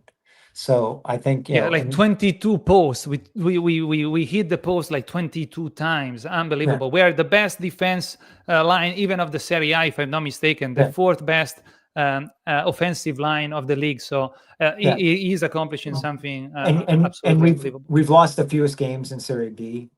We went through a good chunk of the first half of the season without losing a game. Right. So, you know, I think there's a lot to be said for that. Absolutely. So, and I think, you know, the players, they respect him. They like playing for him. They trust his process. He's a leader. He's a leader before and above everything else, probably. And I think, you know, as far as Spezia goes, he's the right coach for the right city. Nice. I like that statement. Before introducing the next question, I would like to say hi to Michele Masala of the Spezia Club Cavatorti. He writes: ciao Elia e Mr. Platek, grazie mille per essere stato qui oggi. Non tutti avrebbero il coraggio di fare quello che ha fatto lei. Hi Elia, good evening Mr. Platek. Thank you very much for being here today. Not everybody would have had the courage to be here and doing what you are doing. So there are fans that, of course, appreciate not only us, of course, your time. Thank you very much again, Philip. Moving, I don't know if you want to comment on this and then we can carry on. No, it's okay. Good. Chiedendoti dei libri, ho riportato la massima: tutti i leaders sono lettori. We were talking about leaders. I just mentioned the same word for Mr.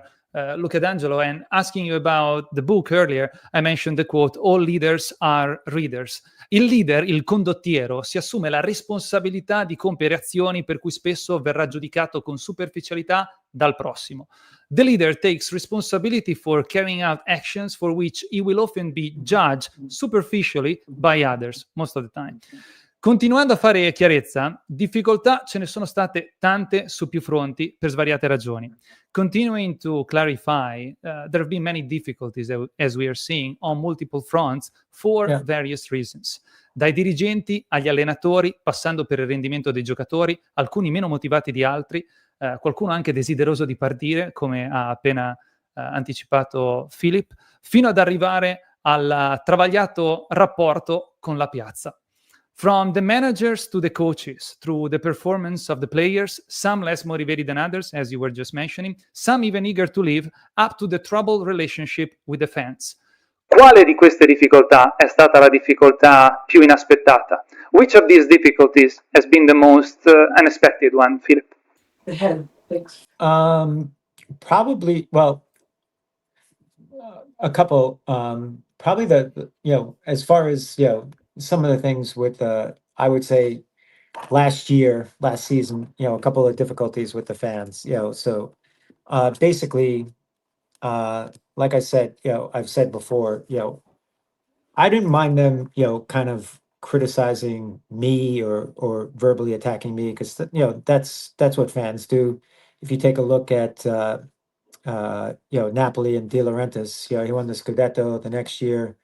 They would tell him, sell the team, get out. You know, and these guys that just won the Scudetto. You know, you take a look at you know, Paolo Maldini and Ricky Massara. You know, they won the Scudetto. They take the Milan to the semifinals of the Champions League, and then they get fired. You know, it's, you know, obviously management, fans, and stuff like that. Like I said, I didn't mind the criticism I had against me, but I didn't like the way they attacked staff and tried to intimidate the people that worked. And I've said this before, worked in my corporate offices. They put a pig's head outside our corporate office. I shamefully remember that. So it's you know, I was in the USA, so it wasn't, you know, going to impact me. In another instance, I was staying at a hotel. They put up signs, they flares and everything. This is a local business in Larici. I didn't think that was right to do, you know, to someone like that. You know, in another case, it's going out with some friends that I'd made in Italy. You know, husband and wife, and you know, people, fans cursing out in front of, you know, them. Right. You know, okay, you know, criticize me, but you know, there were, you know, fans that kind of pushed it a little too long. There was when I was there in January, when they told me to leave they didn't want me there anymore, and I had 100+ people, screaming "Bafanculo Platek." Whatever, I'm okay. But then when they started throwing flares, and there were policemen there just doing their job, and some bounced over the fence. There was young girls, training, in the youth league. I remember Uh, you mentioning this before. Yeah. So So this these are was the things most that, unexpected difficulty. Let's yeah, say like the you're fans, you're entitled to opinions, and complain and attack. but you Like didn't verbally expect attack. this to ever happen. Is that what you're saying? Yeah, I didn't like, I thought, Not to things this like that extent. not to, but I don't want people hurt or anything like that, course. or someone's business to be, hurt, damaged, or anything like that because of, something. Right. So this is kind of a similar question, but it's different. So This was the question about what was the most unexpected among all the difficulties that you had to manage. Which one was the most difficult, though, to manage? probably this is the same. Well, there was a lot of difficult things to manage. Obviously the whole FIFA thing was, took quite a bit of work and quite a bit of, engineering. Obviously, working through the band and stuff like that, that was not easy. That was very difficult as well. So, there was, as I joked, my first 2 years, I probably had 10 years of Serie A experience. So, Yeah, it was very intense, definitely. Not a lengthy one, but yeah, very intense one. La prossima domanda richiede una lunga introduzione. This next question requires a bit of a longer intro, so please bear with me. Personalmente ritengo che attraverso la giusta comunicazione si possa argomentare e risolvere qualunque situazione. Personally, I believe that through the right communication, we can process and resolve any situation. Dal canto mio non recrimino gli errori, che sono la scuola del miglioramento, ma tendo a condannare la malafede. È l'intento all'inganno che mi dà fastidio. For my part, I don't condemn mistakes, which are the best way to learn and improve, but it is the bad faith, the intention of deceit that bothers me. Attraverso la mia interpretazione degli eventi, ho sempre pensato che la gestione Plateks stesse facendo del proprio meglio per ottenere risultati migliori per il proprio investimento, per la squadra e per la città. Tuttavia, through my interpretation of the events, I've always thought that the Plateks management was doing its best to achieve the best results for their investment, for the team and for the city. However, tuttavia la piazza è spesso stata diffidente e timorosa. However, la piazza, the fans, the city, have often been distrustful and fearful. La mia conclusione è che diffidenza e paura sorgono dalla poca chiarezza e la chiarezza si può conseguire attraverso la giusta comunicazione. My conclusion is that mistrust and fear arise from lack of clarity, and clarity can be achieved through proper communication. E questo è il più grande rimpianto che ho verso la gestione della proprietà Platek. And this is the biggest regret I have regarding the period of ownership of the Platek family. Attraverso una comunicazione migliore ci sarebbe stata più armonia con la piazza e ne avremmo beneficiato tutti, a partire dai ragazzi in campo, ed avremmo potuto conseguire insieme migliori risultati. Through better communication, there would have been more harmony with la piazza, and we would have all benefited from it, starting with the players on the pitch, and we could have achieved better results together.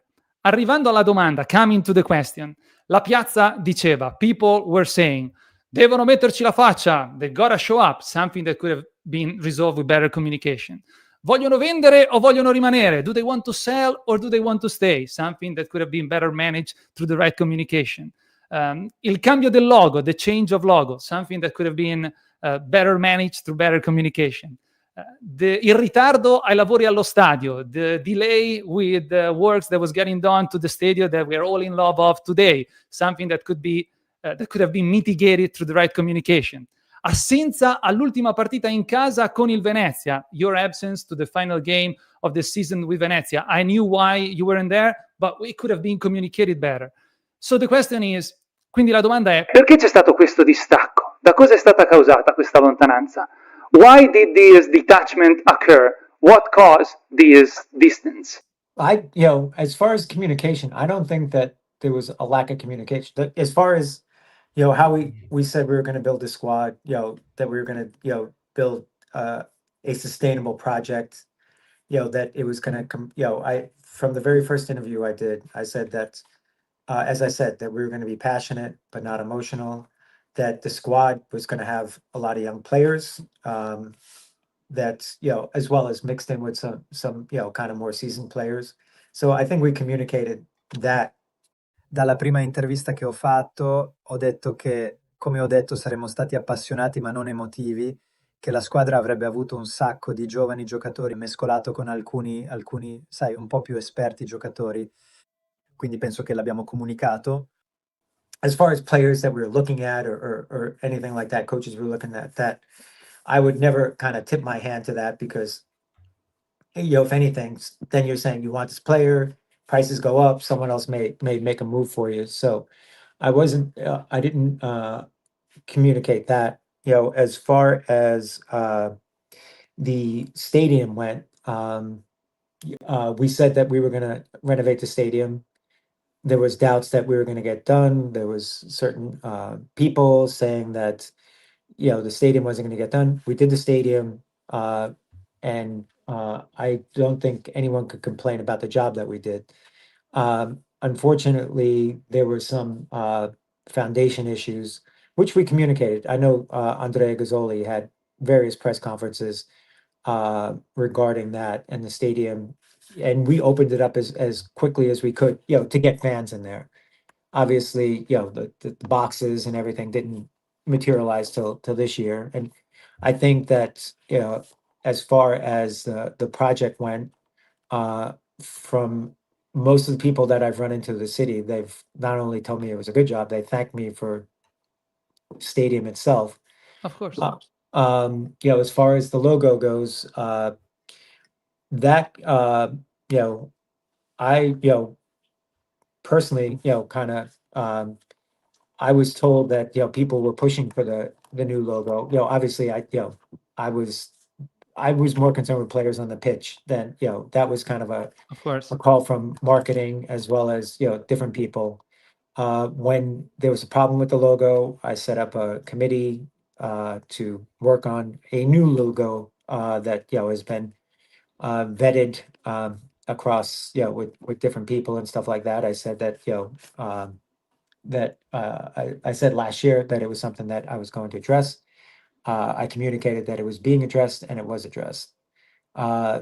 So I think that communication, I would lay out the plans and stuff like that. We, as far as the stadium goes, as far as our ticket holders, as far as our sponsors, we constantly updated them on the stadium project and where we stood with everything. A lot of it had to do with some foundation issues. Some of the municipality, changed a couple things, so that was kind of a delay. But I said that, to have faith that we would get this thing done, that they would be happy with it. Seems like they're happy.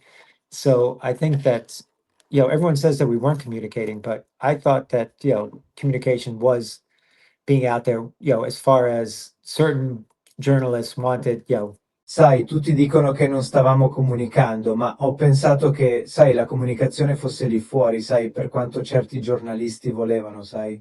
Okay, let's get into that, although it's not part of my line of questions. But for example, the logo thing, by the way, everybody complained about the logo. Now they were about to change it again. Everybody says that they prefer the current one to the one that has been selected for next season. So there you have it, just to tell you. Yeah, and it's coherence right there. There are people that liked it, people that didn't like it, and unfortunately, people that like it, when there's people saying they don't like someone said, this. I was asking someone about this one product. I go, how is it? He goes, it's great. I go, I was reading. He goes, the only people that write bad, people that like it don't write good things about it. When people don't like it's always like that, absolutely. But this is the least of the concern anyway. Yeah. For example, I remember the press conference, one of the press conferences you did after the relegation. Yeah. I know because I used it in one of the clip of the videos that I prepared. Yeah. Your words were, and correct me if I'm wrong, we did not expect to be relegated, so we cannot promise when exactly we're going to be back in the Serie A. We're going to do our best to come back as soon as possible. I was not expecting relegation this year, so I can't promise next year, but I will promise that we will build a squad that will be competitive and that will fight to get us back into Serie A. Quest'anno non mi aspettavo una retrocessione, quindi sai, non posso prometterlo l'anno prossimo, ma ti assicuro che costruiremo una squadra forte e competitiva che lotterà con determinazione per farci tornare in Siria. That as soon as possible, everybody thought next season. Everybody, it wasn't like Genoa that said only 1 year. With the goal to return to Serie A as soon as possible. Cioè non sono proclami da Genoa only 1 year, solo un anno, però il prima possibile può essere interpretato come la stagione successiva, nei prossimi 3 o 5 anni, quindi immagino e spero che migliorino nella comunicazione, non soltanto in questo ambito, ma in molti altri, e che si possa insomma ripartire adesso. Prego. So, I don't know, you mentioned the press. Why, if there were moments, and there were moments when I, myself, even personally, would have wanted you to be more present, Yeah. and a lot of people appreciate the fact that you were there, but Robert, your brother, showed up only in a very few occasions. He had other circumstances that prevented that. Yeah, there was right, and he's not here today, so I don't feel comfortable, bringing him up. I can. But at the same time, why, when you did have press conferences or you did show up in meeting with the fans, then you think the press was maybe conveying or highlighting certain aspects of your message instead of what you really meant? How did it happen that so many things got probably lost in translation? Like the fact that I know you renovated the training facility in Follow to prevent the injuries that we were having. Yeah. That thing has never been publicized at all, for example. What happened? Why? That's, well, there's certain pockets, one journalist in particular, would put things out that weren't true in a lot of cases. Sai, ci sono certe tasche. Sapete, un giornalista in particolare che sapete avrebbe pubblicato cose che non sono vere in molti casi. But if you take a look, I said that, and I think what happened too was the fact that the year before we got relegated, Cagliari and Genoa went right back up, right? But if you take a look at, this year... The history of those clubs is very different from La Spezia, who made it for the very first time. The other thing, too, is if you take a look at this year, the teams that got relegated, where did Frosinone spend the bulk of the beginning of the season? Right. Where is Salernitana is still struggling. Right now. sassuolo, we'll just say, is a different animal. Oh, yeah, absolutely. So, like I said, and I still believe they would be mid-table in Serie A this year, the squad that they have on the pitch. So... and you take a look at years prior, Parma when they got relegated, Benevento, you had, different teams that, they were kind of, it takes, and if you take a look at, where, kind of Venezia was when they got relegated, they kind of did a miracle and kind of got to the playoff, but it wasn't like, we were kind of it's more the norm. But people had this thing, Genoa went right back up and so did Cagliari. So why isn't Spezia? Why are they starting the way they did? So interesting. And basically, why hasn't Macià been fired? And it's like, well, we keep changing sporting directors. We had to keep. I wanted to create some continuity, but I took a very stayed on top of every decision, every process that was made. In that January window. Your involvement grew over time. Originally, that wasn't your role. Am I right? Yeah. Originally, I was supposed to be just the chairman. And then, we had to the whole FIFA ban and everything that went along with that. Then I became the president and then, had to be, take more involvement, as far as, everything that was going on. So it required a lot more time from me. Let me allow me to clear what I just set up, because of course I'm a fan. I'm not criticizing who does news for a living. The very press is, or I'm in touch and I'm friends with a lot of the journalists in Spezia. But it was just a question that I had, and I wanted to understand how you felt about it, how you lived it. That's all. Yeah, no, but as far as like most of the journalists, I got along very well with, and I, got communications from them when I had left. So, it was easy, when results aren't what people were expecting or wanted, it's easy to kind of twist words and do different things like that. Right. And like I said, a lot of it was that we weren't even playing that badly. It was just, Alvini just had tie. It was just too many we times. weren't getting momentum. Feelings weren't just going our way for some reason. Michele Masala, commenting again, says, Michele Masala ci scrive dicendo: credo che sia uno dei pochi, se non l'unico in Italia, a prendere una posizione simile, e questa la dice lunga sul suo carattere. Grazie, Presidente. He writes that he believes that you are one of the very few, if not the only one in Italy, that allows such a direct contact with fans, and he appreciates it. And this tells a lot about your character, and he says, thank you, President. So we really appreciate your time, all of us, seriously.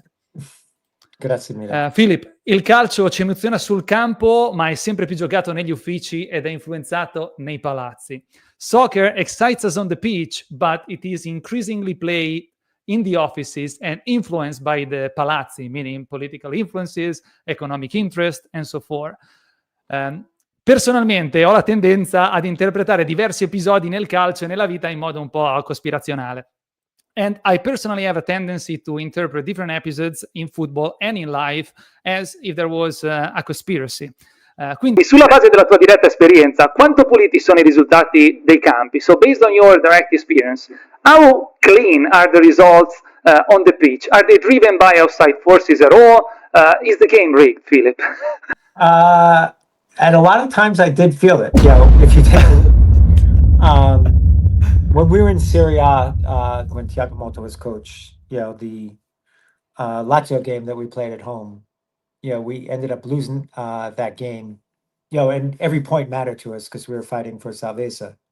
They got an offside call wrong. I said, and I argued with Cassini, who was the president at the time, Luigi De Servo. I said, look, there's different calls you can get wrong, through VAR.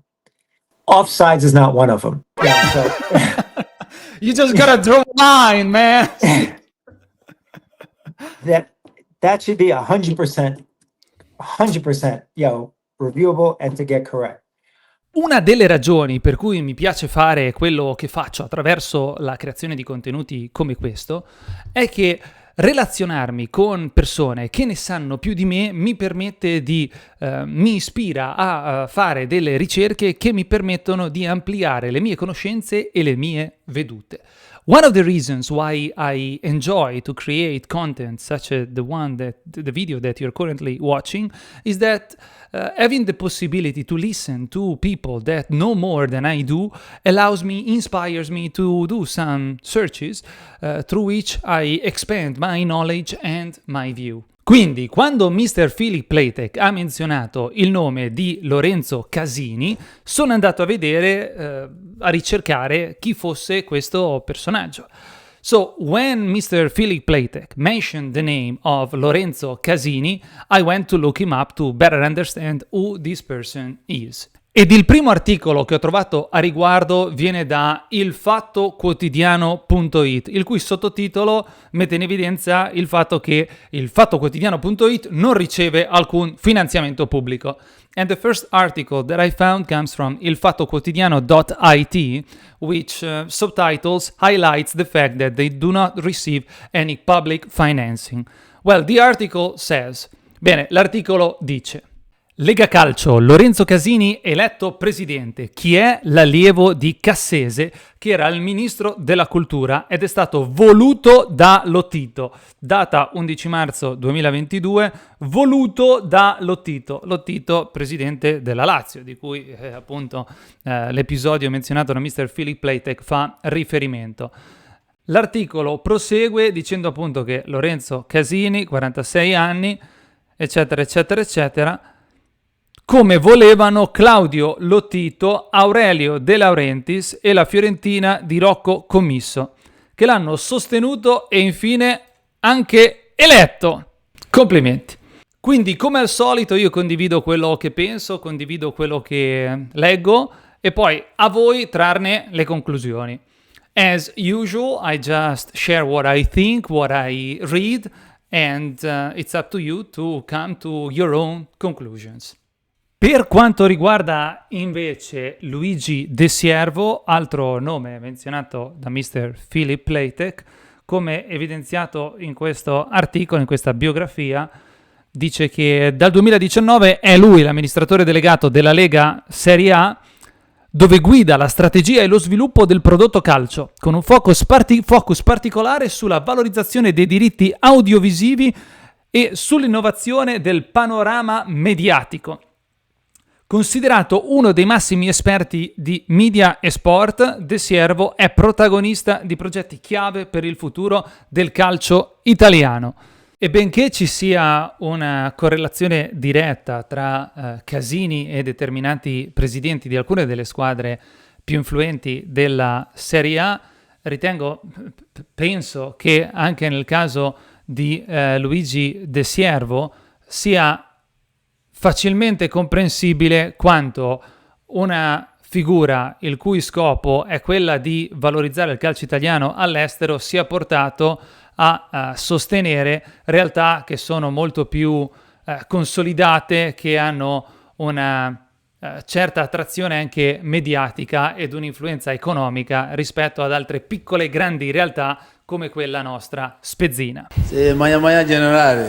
Tutto allora io non lo giustifico, ma devo prenderne serenamente atto. Speriamo che adesso, forti anche della presenza e dell'influenza di Mr. Charlie Stilitano, anche la nostra il nostro piccolo grande Spezia Calcio possa iniziare a farsi sentire.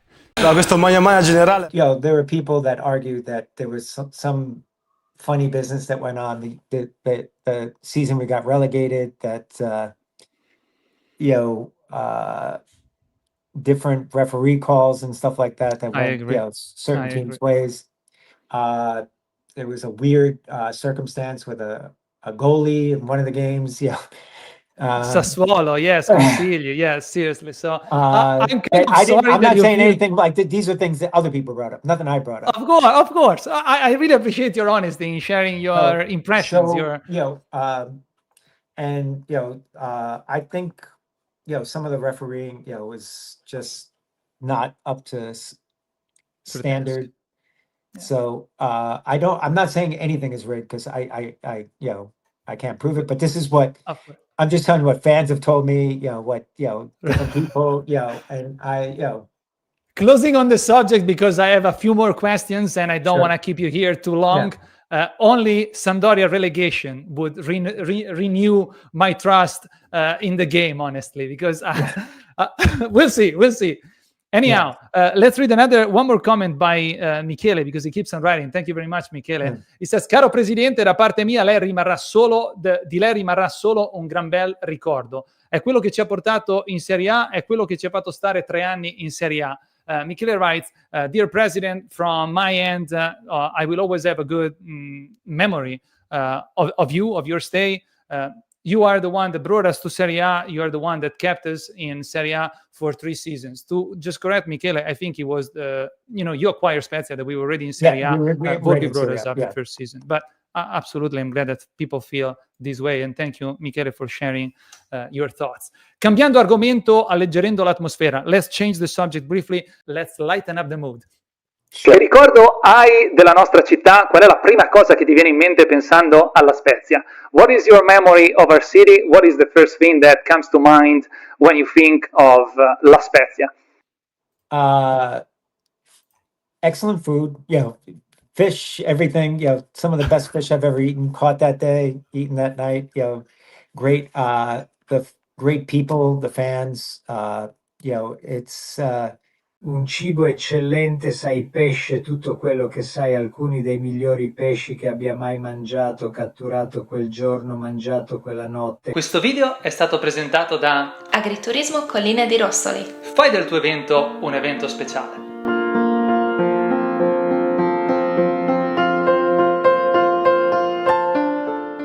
Great people, the fans, it's everyone, obviously, there's certain ultras when things didn't go their way, it didn't make me feel welcome. But in general, though, like fans, even when things weren't going well, would just say, we appreciate you, thank you. The people as a whole were all, I thought, great people, great fans. La gente nel suo insieme era tutta composta, credevo, da grandi persone e grandi fan appassionati.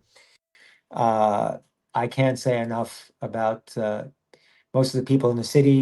I wasn't someone that, I would go to local places to have a coffee, eat at all the local restaurants, from pizza to a nice restaurant to, in Larici, in Cinque Terre, in the different Cinque Terres, in Spezia. So, I tried to, You get lived around. it and enjoyed it as much as possible. Yeah, and I always tried to be, amongst the people, with the people, and everything. I never hid out. I never only, kind of blended in with, society people. From the and I would talk to people, from your basic fan, to super fans. So Philip Platek, uno di noi, one of us, dear Philip Platek. That's awesome. Yeah. See, I know you are a runner, a jogger.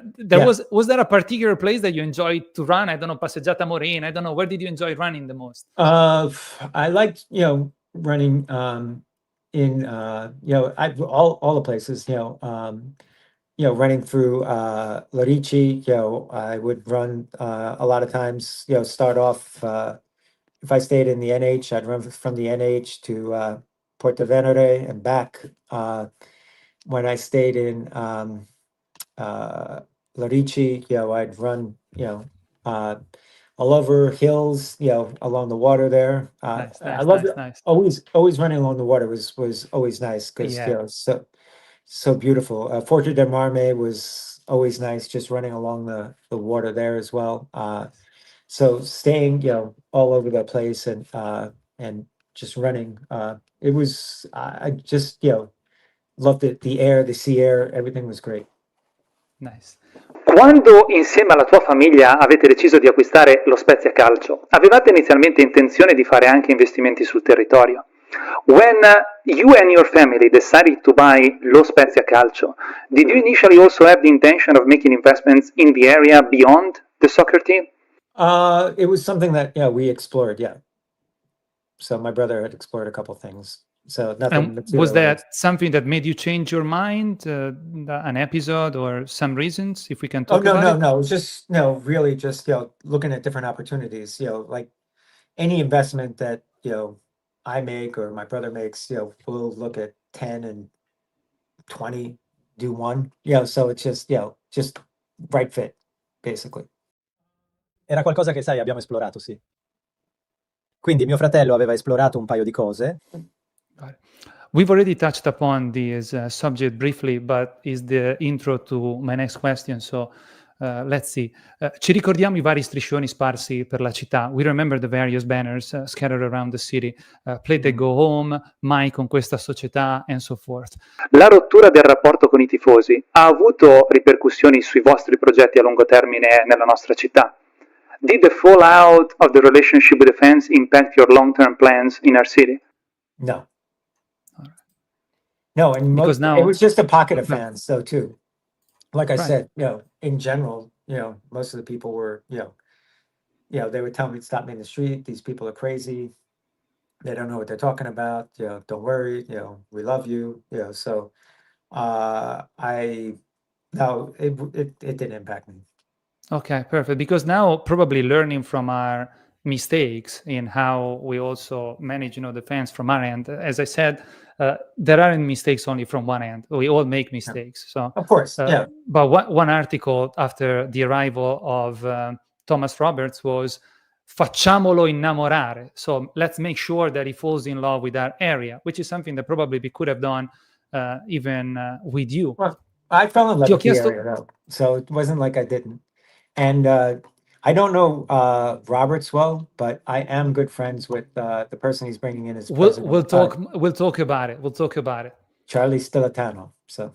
All right, we'll talk about it, absolutely. Ti ho chiesto questo perché dopo le svariate polemiche per i ritardi sui lavori allo stadio, il cambio del logo, la retrocessione, il contenimento dei costi, eccetera, I asked you the question about your stay because after the various controversies for the delays with works at the stadium, the change of the logo, the relegation to Serie B, and the inexpensive pre-season market session to contain cost and so forth, dopo 4 anni di gestione Platek, dall'agosto dall'acquisto dell'11 febbraio 2021 con uno stadio modernizzato, una squadra in corsa per la promozione ed una società priva di debiti ed un monte ingaggi magistralmente ridotto per una buona gestione di un club di vertice in cadetteria.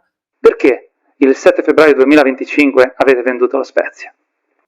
So this was the introduction to this question, because after 4 years of Platek management, since the purchase of February 11th, 2021, with a modernized stadium, a team in the running for promotion, and an organization free of debt, after a masterfully reduced payroll for a good management of a top club in the Serie B league.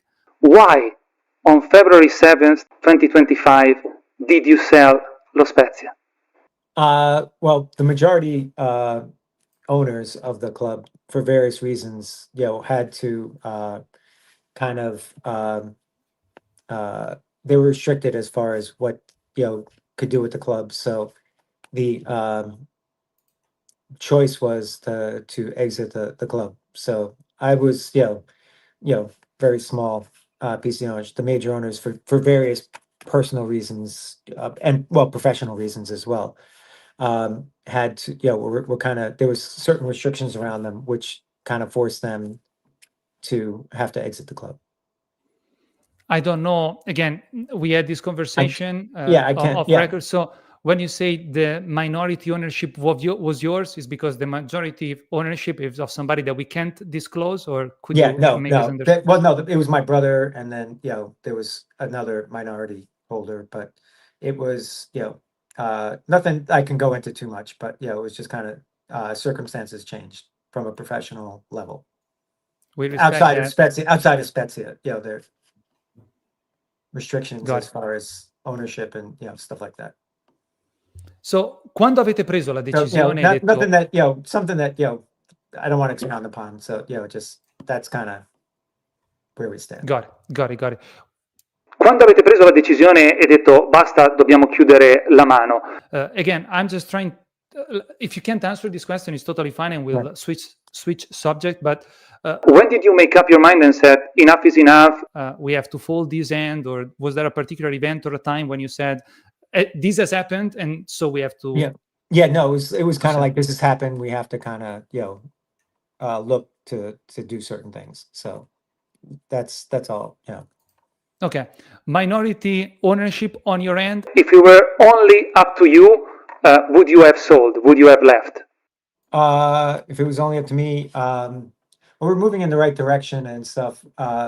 In general, though, from the way the league is structured and everything, football is not a great business in general from a business standpoint. Il calcio non rappresenta generalmente un enorme business dal punto di vista commerciale. So I would, the one thing that I was pushing for in Serie A was, kind of league reforms, and in order to maximize, if you take a look at just the league itself and the amount of teams that actually make money, there's really no teams that, that make a lot of money or make any money in Italian football. I wanted to kind of build a structure where, teams, could, become profitable. The league was on an upward trajectory.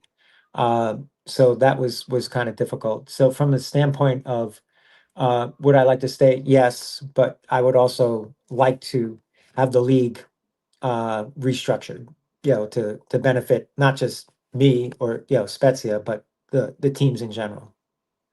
So listening to your words, at least on your end, there is a lot of passion. You shared your passion about the game. Originally, the investment was made out of passion, or was just a business decision and investment for investment purposes? For investment purposes, part passion, but a lot, from a business standpoint. Like I said, I believed, the ownership group believed that there was pretty good tailwinds behind Italian football at the time, and football in general.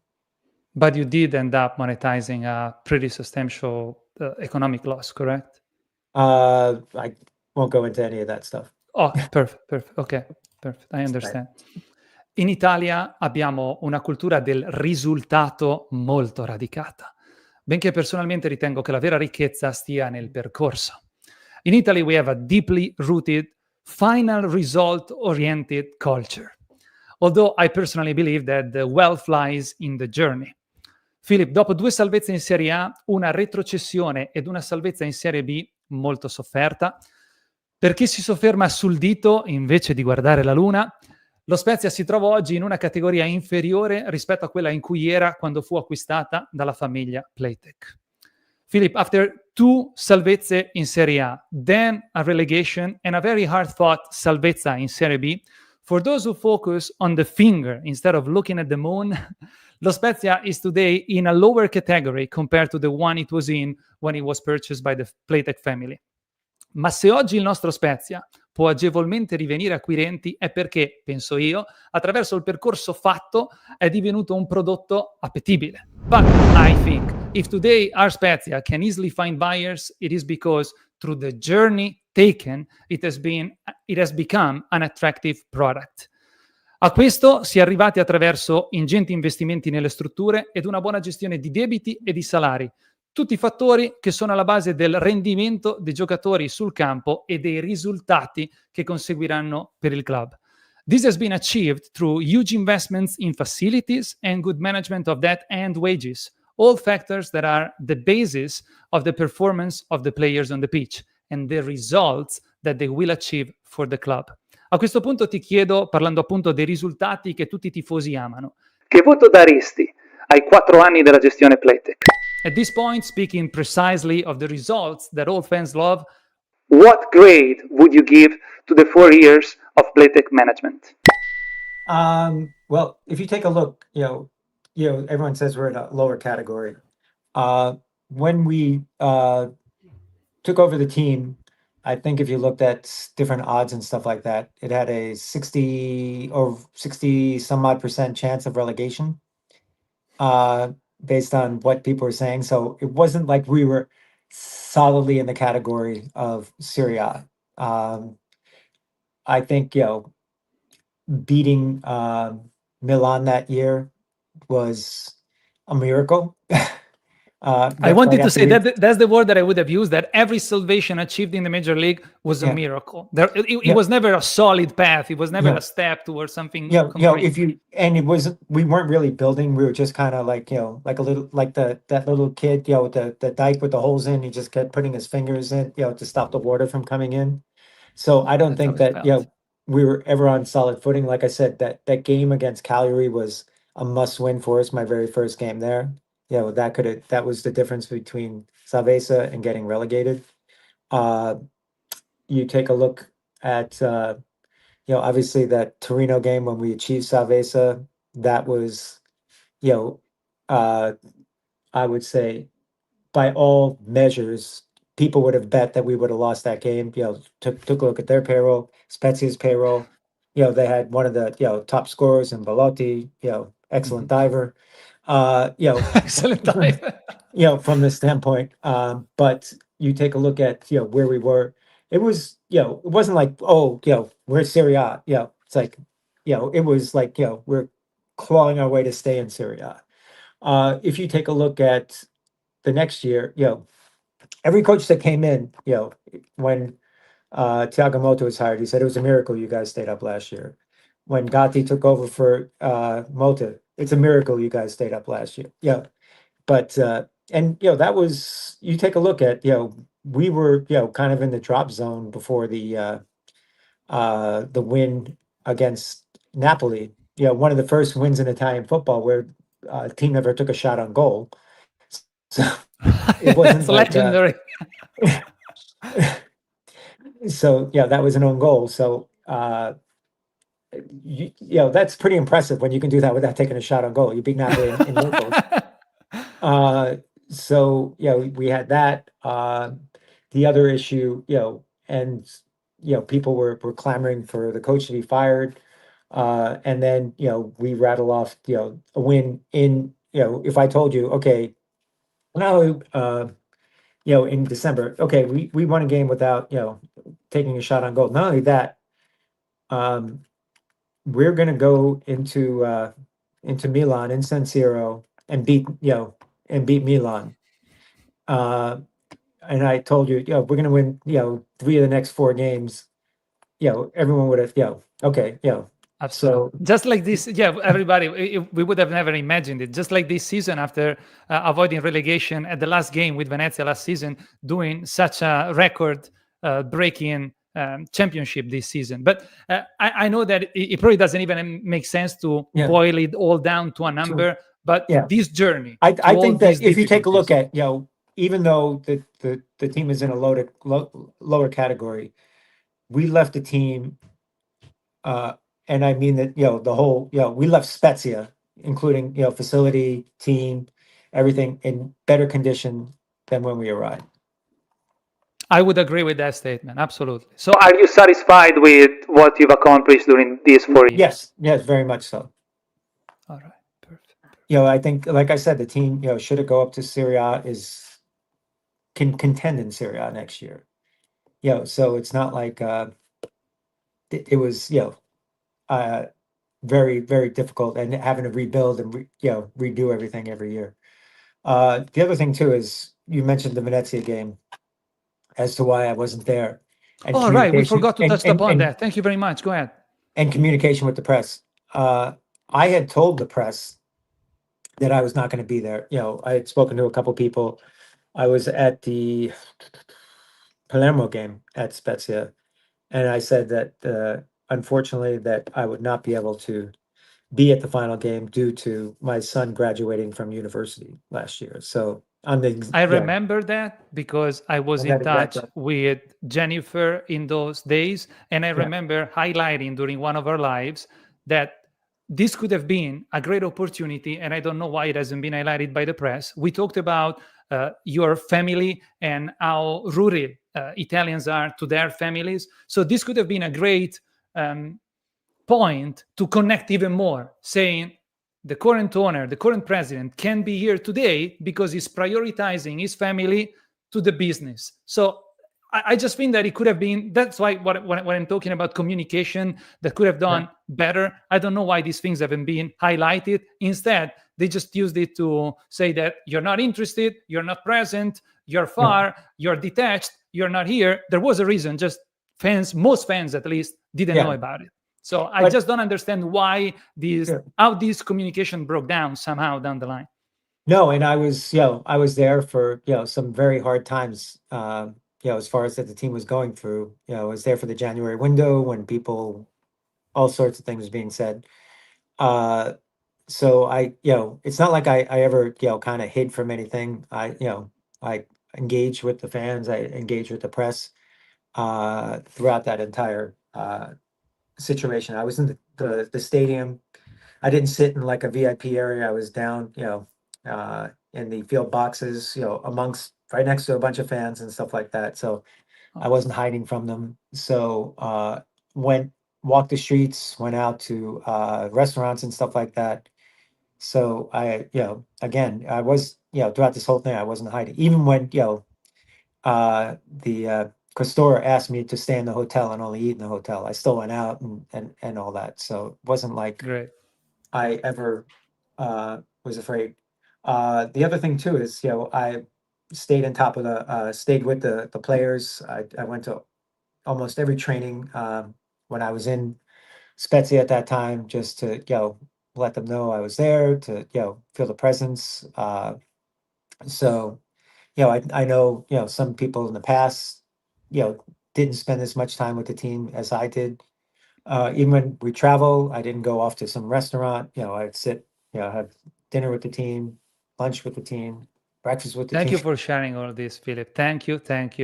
So we got like 3 questions left. I know we're almost at 2 hours. I can't thank you. No, we can go a little over if you need. Don't worry. So. I appreciate it. Thank you. Michele Masala writes, è quello, ok, before I read it in Italian, è quello che ha trasformato lo stadio Alberto Picco in quello che è. Uno degli stadi più belli d'Italia, perciò solo gratitudine per lei e la sua famiglia. Grazie per tutto quello che ha fatto. That, carrying on, because I'm reading them a little bit apart, but this is all his conversation. Speaking of you, he says that you are the one who transformed Alberto Picco in what is today, which is one of the most beautiful stadiums in Italy. So on the base of this, there is only gratitude for you and your family. Thank you for everything that you've done. Yeah. The one thing too I want to point out, the one thing that we kind of pushed this year was to, as you know, in the USA they have what's called the sports bars where people go, watch sports. Right. What we did was we opened the stadium during away matches so people could come, congregate together, get that match day experience in rooting together for the team, where we opened up the hospitality area so they could watch on TVs, together and get like Still that, get together and live and the get a fan experience, experience. sharing So, the passion. And Michele was at the hospitality during the most recent game between Reggiana and Spezia because the away game was Yeah. banned for the team, for the fans. Yeah. And we had the possibility to call him at mid-game. Qual è la cosa di maggior valore che hai appreso attraverso la tua esperienza spezzina? What is the most valuable thing you've learned through your experience in La Spezia, Philip? It doesn't have to be a professional lesson, even maybe at a human level. So you decide. yeah, no, one of the things that, just from a professional standpoint, you have to follow what you think is best. You have to stay away from the outside influences. Devi seguire ciò che pensi sia meglio, devi stare lontano dalle influenze esterne. The other thing too is, I appreciate, how hard and how passionate the staff at Spezia work. I'm not talking, like not just the players, but you just see, every day they're in there, with excitement and enthusiasm. They work together as a team. And I can't emphasize it enough that it doesn't necessarily get noticed by, people. They just notice what's going on the pitch. Indeed. Even when it comes down to what I just mentioned, the hospitality, open during away games and stuff like that. The fact that, it was thought out, to do something like this, to open it up for the fans, because, everyone is saying, oh, they're just making a hospitality area for VIPs. No, it's for the city, the stadium. The stadium is the home of the fans. Lo stadio è la casa dei tifosi. Indeed. Yeah. And we never had that experience in La Spezia before. So absolutely. Yeah. So I think, the one thing I was happy about that the fans, are able to enjoy the team, in a nice stadium, and that, I'm happy with the product that we've, fought to put on the field. Obviously, there was a transition period in the first half of last season. I don't think that fans could be too unhappy the way things went in the second part of the season last year. It was just that we were a bit of a hole, which we dug out. And the way things, have gone this year for the team. Philip, cosa faresti di diverso se potessi riavviare il percorso al timone dello Spezia? What would Philip Platek do differently if he could restart his journey at the helm of Spezia? Good question. It's hard to say, because a lot of it was just first there, it was just jumping from one fire to the next, trying to put it out. Probably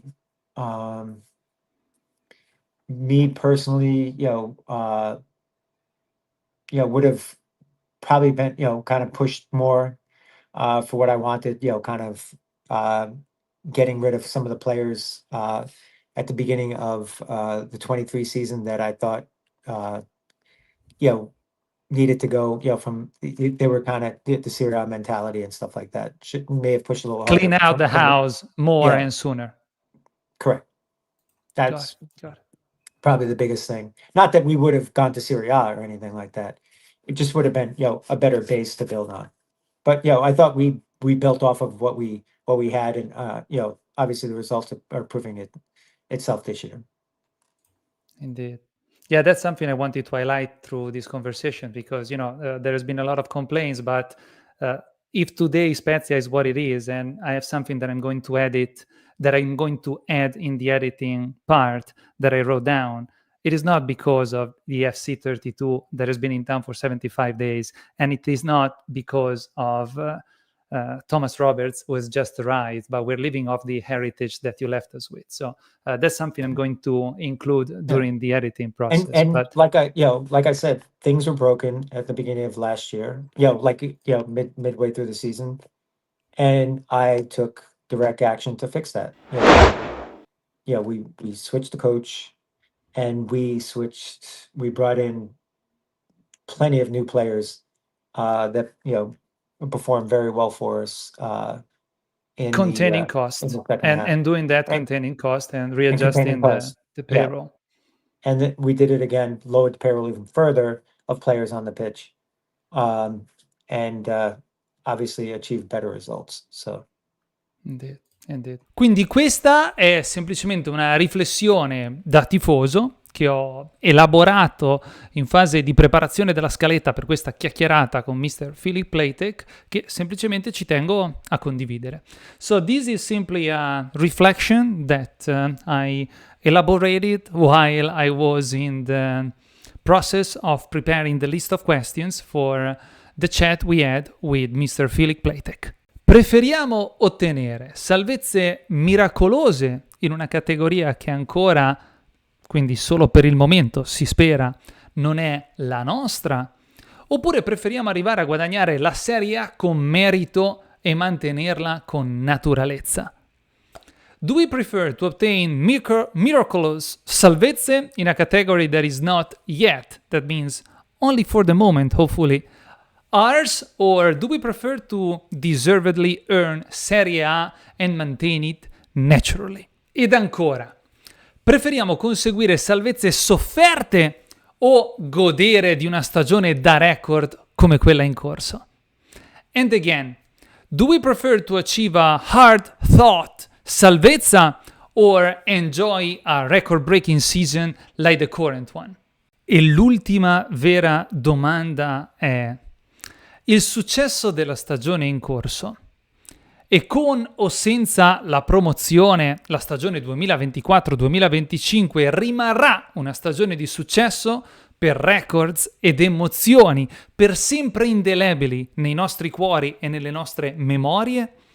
And the last real question is the success of the current season, and with or without promotion, the 2024-2025 season will remain a successful season for the records and the emotions forever unforgettable in our hearts and memories? Ebbene, il successo della stagione in corso l'abbiamo conseguito grazie alla gestione del neoproprietario Thomas Roberts, del gruppo FC32, o grazie all'eredità della gestione Platek? Well, did we achieve the success of the current season thanks to the management of the new owner, Thomas Roberts, or the FC32 group, or thanks to the legacy of the Platek management? I'm so sorry that I wasn't expecting you guys to leave because things were starting to move in the direction that everybody was hoping for. But carrying on, Philip, abbiamo parlato tanto del passato, parliamo anche un po' del futuro. We talked a lot about the past. Let's talk a little bit about the future. Ceduta la proprietà al gruppo FC32 il 7 febbraio 2025, dopo appena 75 giorni, il 23 febbraio 2025 Lo Spezia torna a battere bandiera a stelle e strisce. Having sold the club to the FC32 group on February 7th, 2025, after just 75 days, on April 23rd, 2025, Lo Spezia returns to fly the Star Spangled Banner, grazie anche alla presenza del tuo amico Charlie Stilitano. Il nuovo proprietario del club spezzino è ora Thomas Roberts. Thanks also to the presence of your friend Charlie Stilitano, the new owner of the club spezzino is now Thomas Roberts. Un paio di domande sull'argomento. A couple of questions on the subject. Come e perché avete scelto FC32 per il passaggio del testimone? How and why did you choose FC32 for the passing of the baton? Well, basically, they, kind of, I don't know a lot of kind of went on after the transaction. but as far as the transaction went, we were looking for a buyer. They met the criteria that we had to meet. I don't know. I was not in contact with them afterwards. I had only spoken to what was it, Paul Francis, once. So I don't know the strategy they employed or what they, what the organization looked like internally.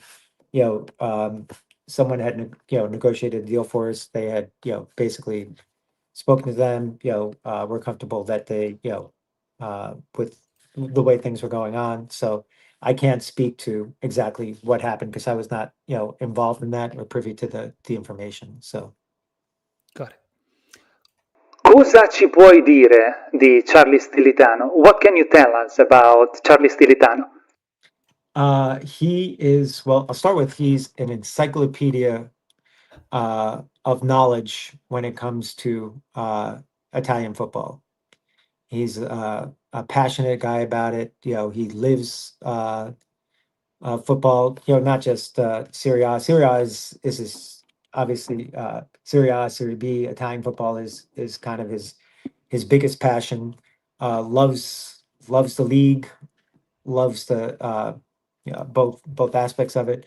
But he knows Spanish football well. He knows German. He knows English. So his career has been in football at different levels and different organizations. He did a good job of bringing a lot of international football to America.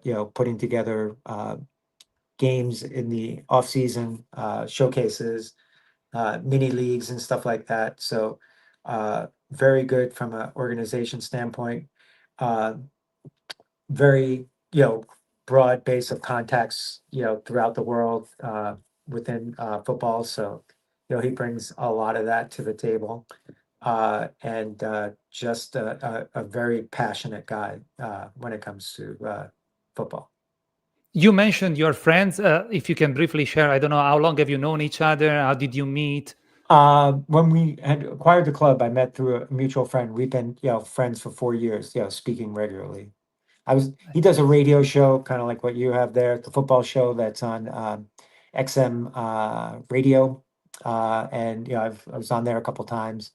If you listen to the show, he talks about, strategies, breaks down games very well. So, very well versed in football. Great. I have to look into that. Thank you for comparing our content to what he does. Yeah. I feel it a bit of a stretch, but I appreciate it. But I'm saying, similar on a bigger scale, much more, bigger audience. Yeah. Of course. Philip, secondo te siamo in buone mani? Come navigherà il nostro Spezia con Mr. Roberts al timone? What's your opinion? Are we in good hands now? How will our Spezia sail with Mr. Roberts at the helm? According, Charlie, he is, he played football, was ex-football player, played in university and stuff. So he knows the game. He's just not some businessman that, never played. So he's, been in football, as a player. He, from what I understand, is a, very good businessman. So I think that, Spezia is in good hands there. And with Charlie, bringing him as president, I think that it was a good hire from that perspective as well. That's good to hear. Thank you very much for sharing your opinion. Siamo in chiusura. Prima di dare spazio alle interazioni della chat, c'è qualcosa che vorresti aggiungere di cui non abbiamo parlato? We're about to wrap up our call before taking a look at the chat. Is there anything you would like to add that we haven't covered? Sure. Well, the one thing I just want to say, and I've said it kind of throughout, but I want to, articulate that, in my time at Spezia, I will say that I love the city. I love the fans, the organization of Spezia. I can't emphasize enough, how much, the people that work in the organization, how hard they work, how passionate they are for the team. From the players' standpoint, like I said, I know pretty much all of them, very well. Watch them train, know their personalities. In a lot of cases, I've met their wives. And like I said, I can't, think of a better, group of players that, again, the way they work together and watching a lot of them grow. If you take a look at Pio Esposito, he came in this little skinny kid Yes. in the summer of 23, and we all know what he looks like now. He was, had no respect from defenders when he first started in the summer of 23, and now he's defenders fear him. So, watching him Indeed. grow the way he has, and even his brother, the way he, obviously everyone, is in love with the strikers, but you take a look at, Salvatore can play every minute of every game, as a playmaker. I think is probably the best player in Serie B right now. And, like I said, with, we saw Ristov, the way he's developed and stuff like that, and then the coaching staff, like I said, D'Angelo is the right man for the right city, a strong coach, strong personality, and, a clear guy, as far as what he expects from his players. There's no head games. It's like, goes in with a solid plan, and if he needs to, he's good at pivoting along the way. Great. Yeah, in the beginning, I was complaining about Salvatore Esposito attitude. His talent was, of course, never disputed, although a lot of people complain. Now he's indispensable. We absolutely need him. Le mie domande sono: qual è stato il suo approccio alla gestione finanziaria del club? These are few questions of mine, Michele says. What was your approach to the financial management of the club? Basically, again, the approach was to create an organization under what we wanted to do was have a sustainable franchise, not spend, kind of keep things, within a certain budget. Sustainability. Sustainability was always, the thing that I always articulated to the fans. They didn't always like what I said. As one fan told me, this is not business, this is football. So when so that's a true story, by the way. Yeah, I remember you telling me that. I remember. Yeah. Michele writes, come ha visto il ruolo dello Spezia Calcio nella comunità locale e come ha contribuito a rafforzare questo legame? How did you see the involvement of the team, of the Spezia Calcio in our local community, and how do you think it helped to strengthen, how did you strengthen this cohesion between the team and the piazza? From the time I got there, that's something I always advocated, that we needed to do various things for social causes, as well as kind of outreach, have players go to schools, to hospitals, to, engage with the community as best we can. We did a couple social initiatives. We, when the war in Ukraine broke out, we did initiatives to kind of support Save the Children, which was helping displaced children from Ukraine. We did a couple initiatives with that, where we did, at the time, the capacity for stadiums was only 75%. What we did was we sold seats for the people with the raise money in Ukraine. What we did was we put shirts on the seats, stop war and stuff like that. So I don't know if you remember that. The other thing too is we did a he for she campaign. We're the first to do it. Yeah, we had shirts made up. We had people put red under the eye. It was to kind of highlight, raise awareness for domestic violence. We did last year did something on autism. Where we had we raised awareness for autism. So then I remember the yellow jersey to highlight the Cinque Terre, the red jersey, for the city.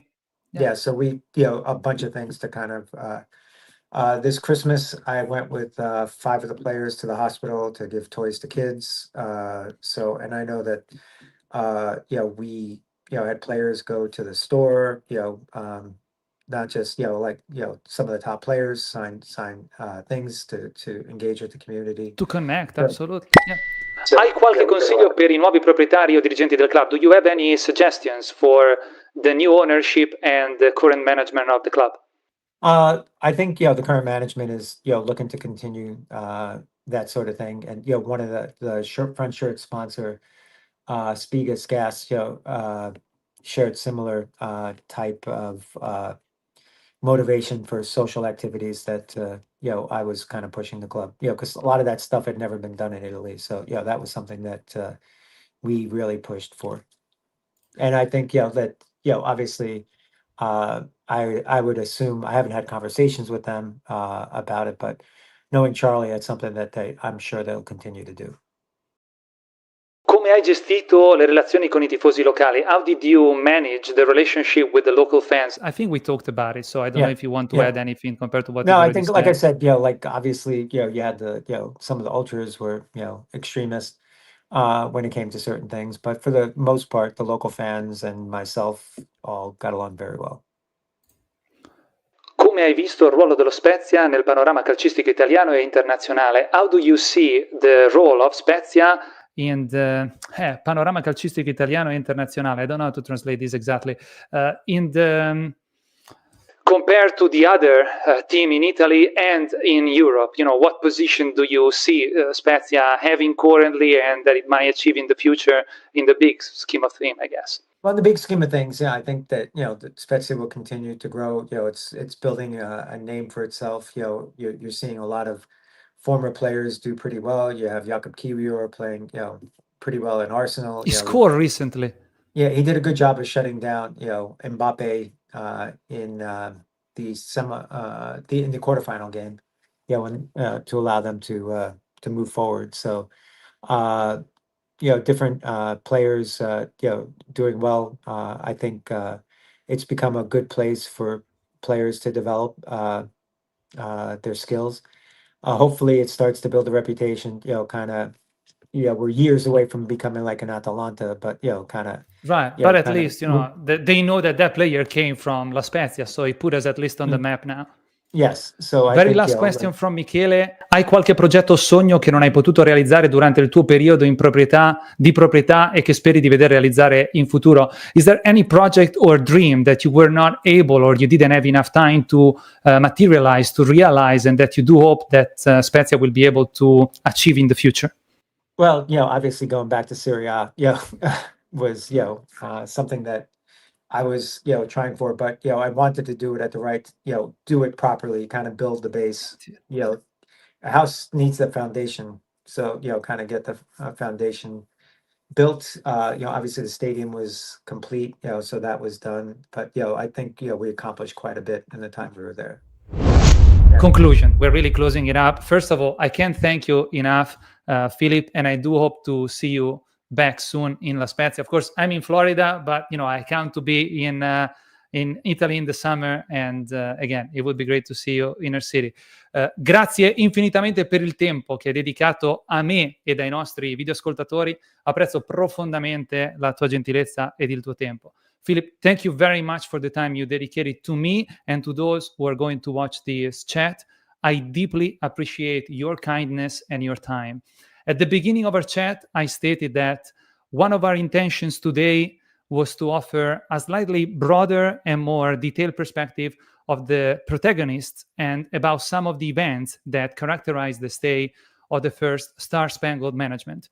All'inizio della nostra chiacchierata ho affermato che uno dei nostri intenti odierni era offrire una prospettiva un po' più ampia e dettagliata sui protagonisti e su alcuni degli eventi che hanno caratterizzato il periodo della prima gestione a stelle e strisce. Questo era il nostro obiettivo, alla luce della consapevolezza che non c'è crescita senza cambiamento, né illuminazione senza sfide alla prospettiva attuale. This was our goal in light of our awareness that there is no growth without change and no enlightenment without challenges to the present perspective. Con la speranza d'aver sfidato la prospettiva di tanti tifosi aquilotti ed aver arricchito il loro puzzle di tasselli mancanti con cui creare un'immagine più chiara di quello che è stato, with the hope of having challenged the perspective of many Eagles fans and having enriched their puzzle with missing pieces with which to create a clearer image of what happened, spero che gli attuali e futuri proprietari del nostro Spezia facciano tesoro di questa nostra prima temprante esperienza con una proprietà estera, perché il cambiamento nel calcio, come in ogni ambito, è sempre inesorabile. Ma se c'è una verità nel calcio è che ogni squadra potrà economicamente essere di qualsiasi proprietario, ma è prima di tutto un patrimonio che appartiene ai tifosi e alla città che rappresenta. I do hope that the current and future owners of our Spezia will treasure this first tempering experience with a foreign ownership, because change in soccer, as in any other field, is always relentless. But if there is a truth in soccer, it is that every team can be owned by any buyer, but it is first and foremost a heritage that belongs to the fans and the city it represents. Grazie per l'importante capitolo di storia del nostro club che la tua famiglia ha scritto insieme a noi. Thank you for the important chapter of our club's history that your family has written together with us. Thank you, Philip. Thank you very much. Grazie mille.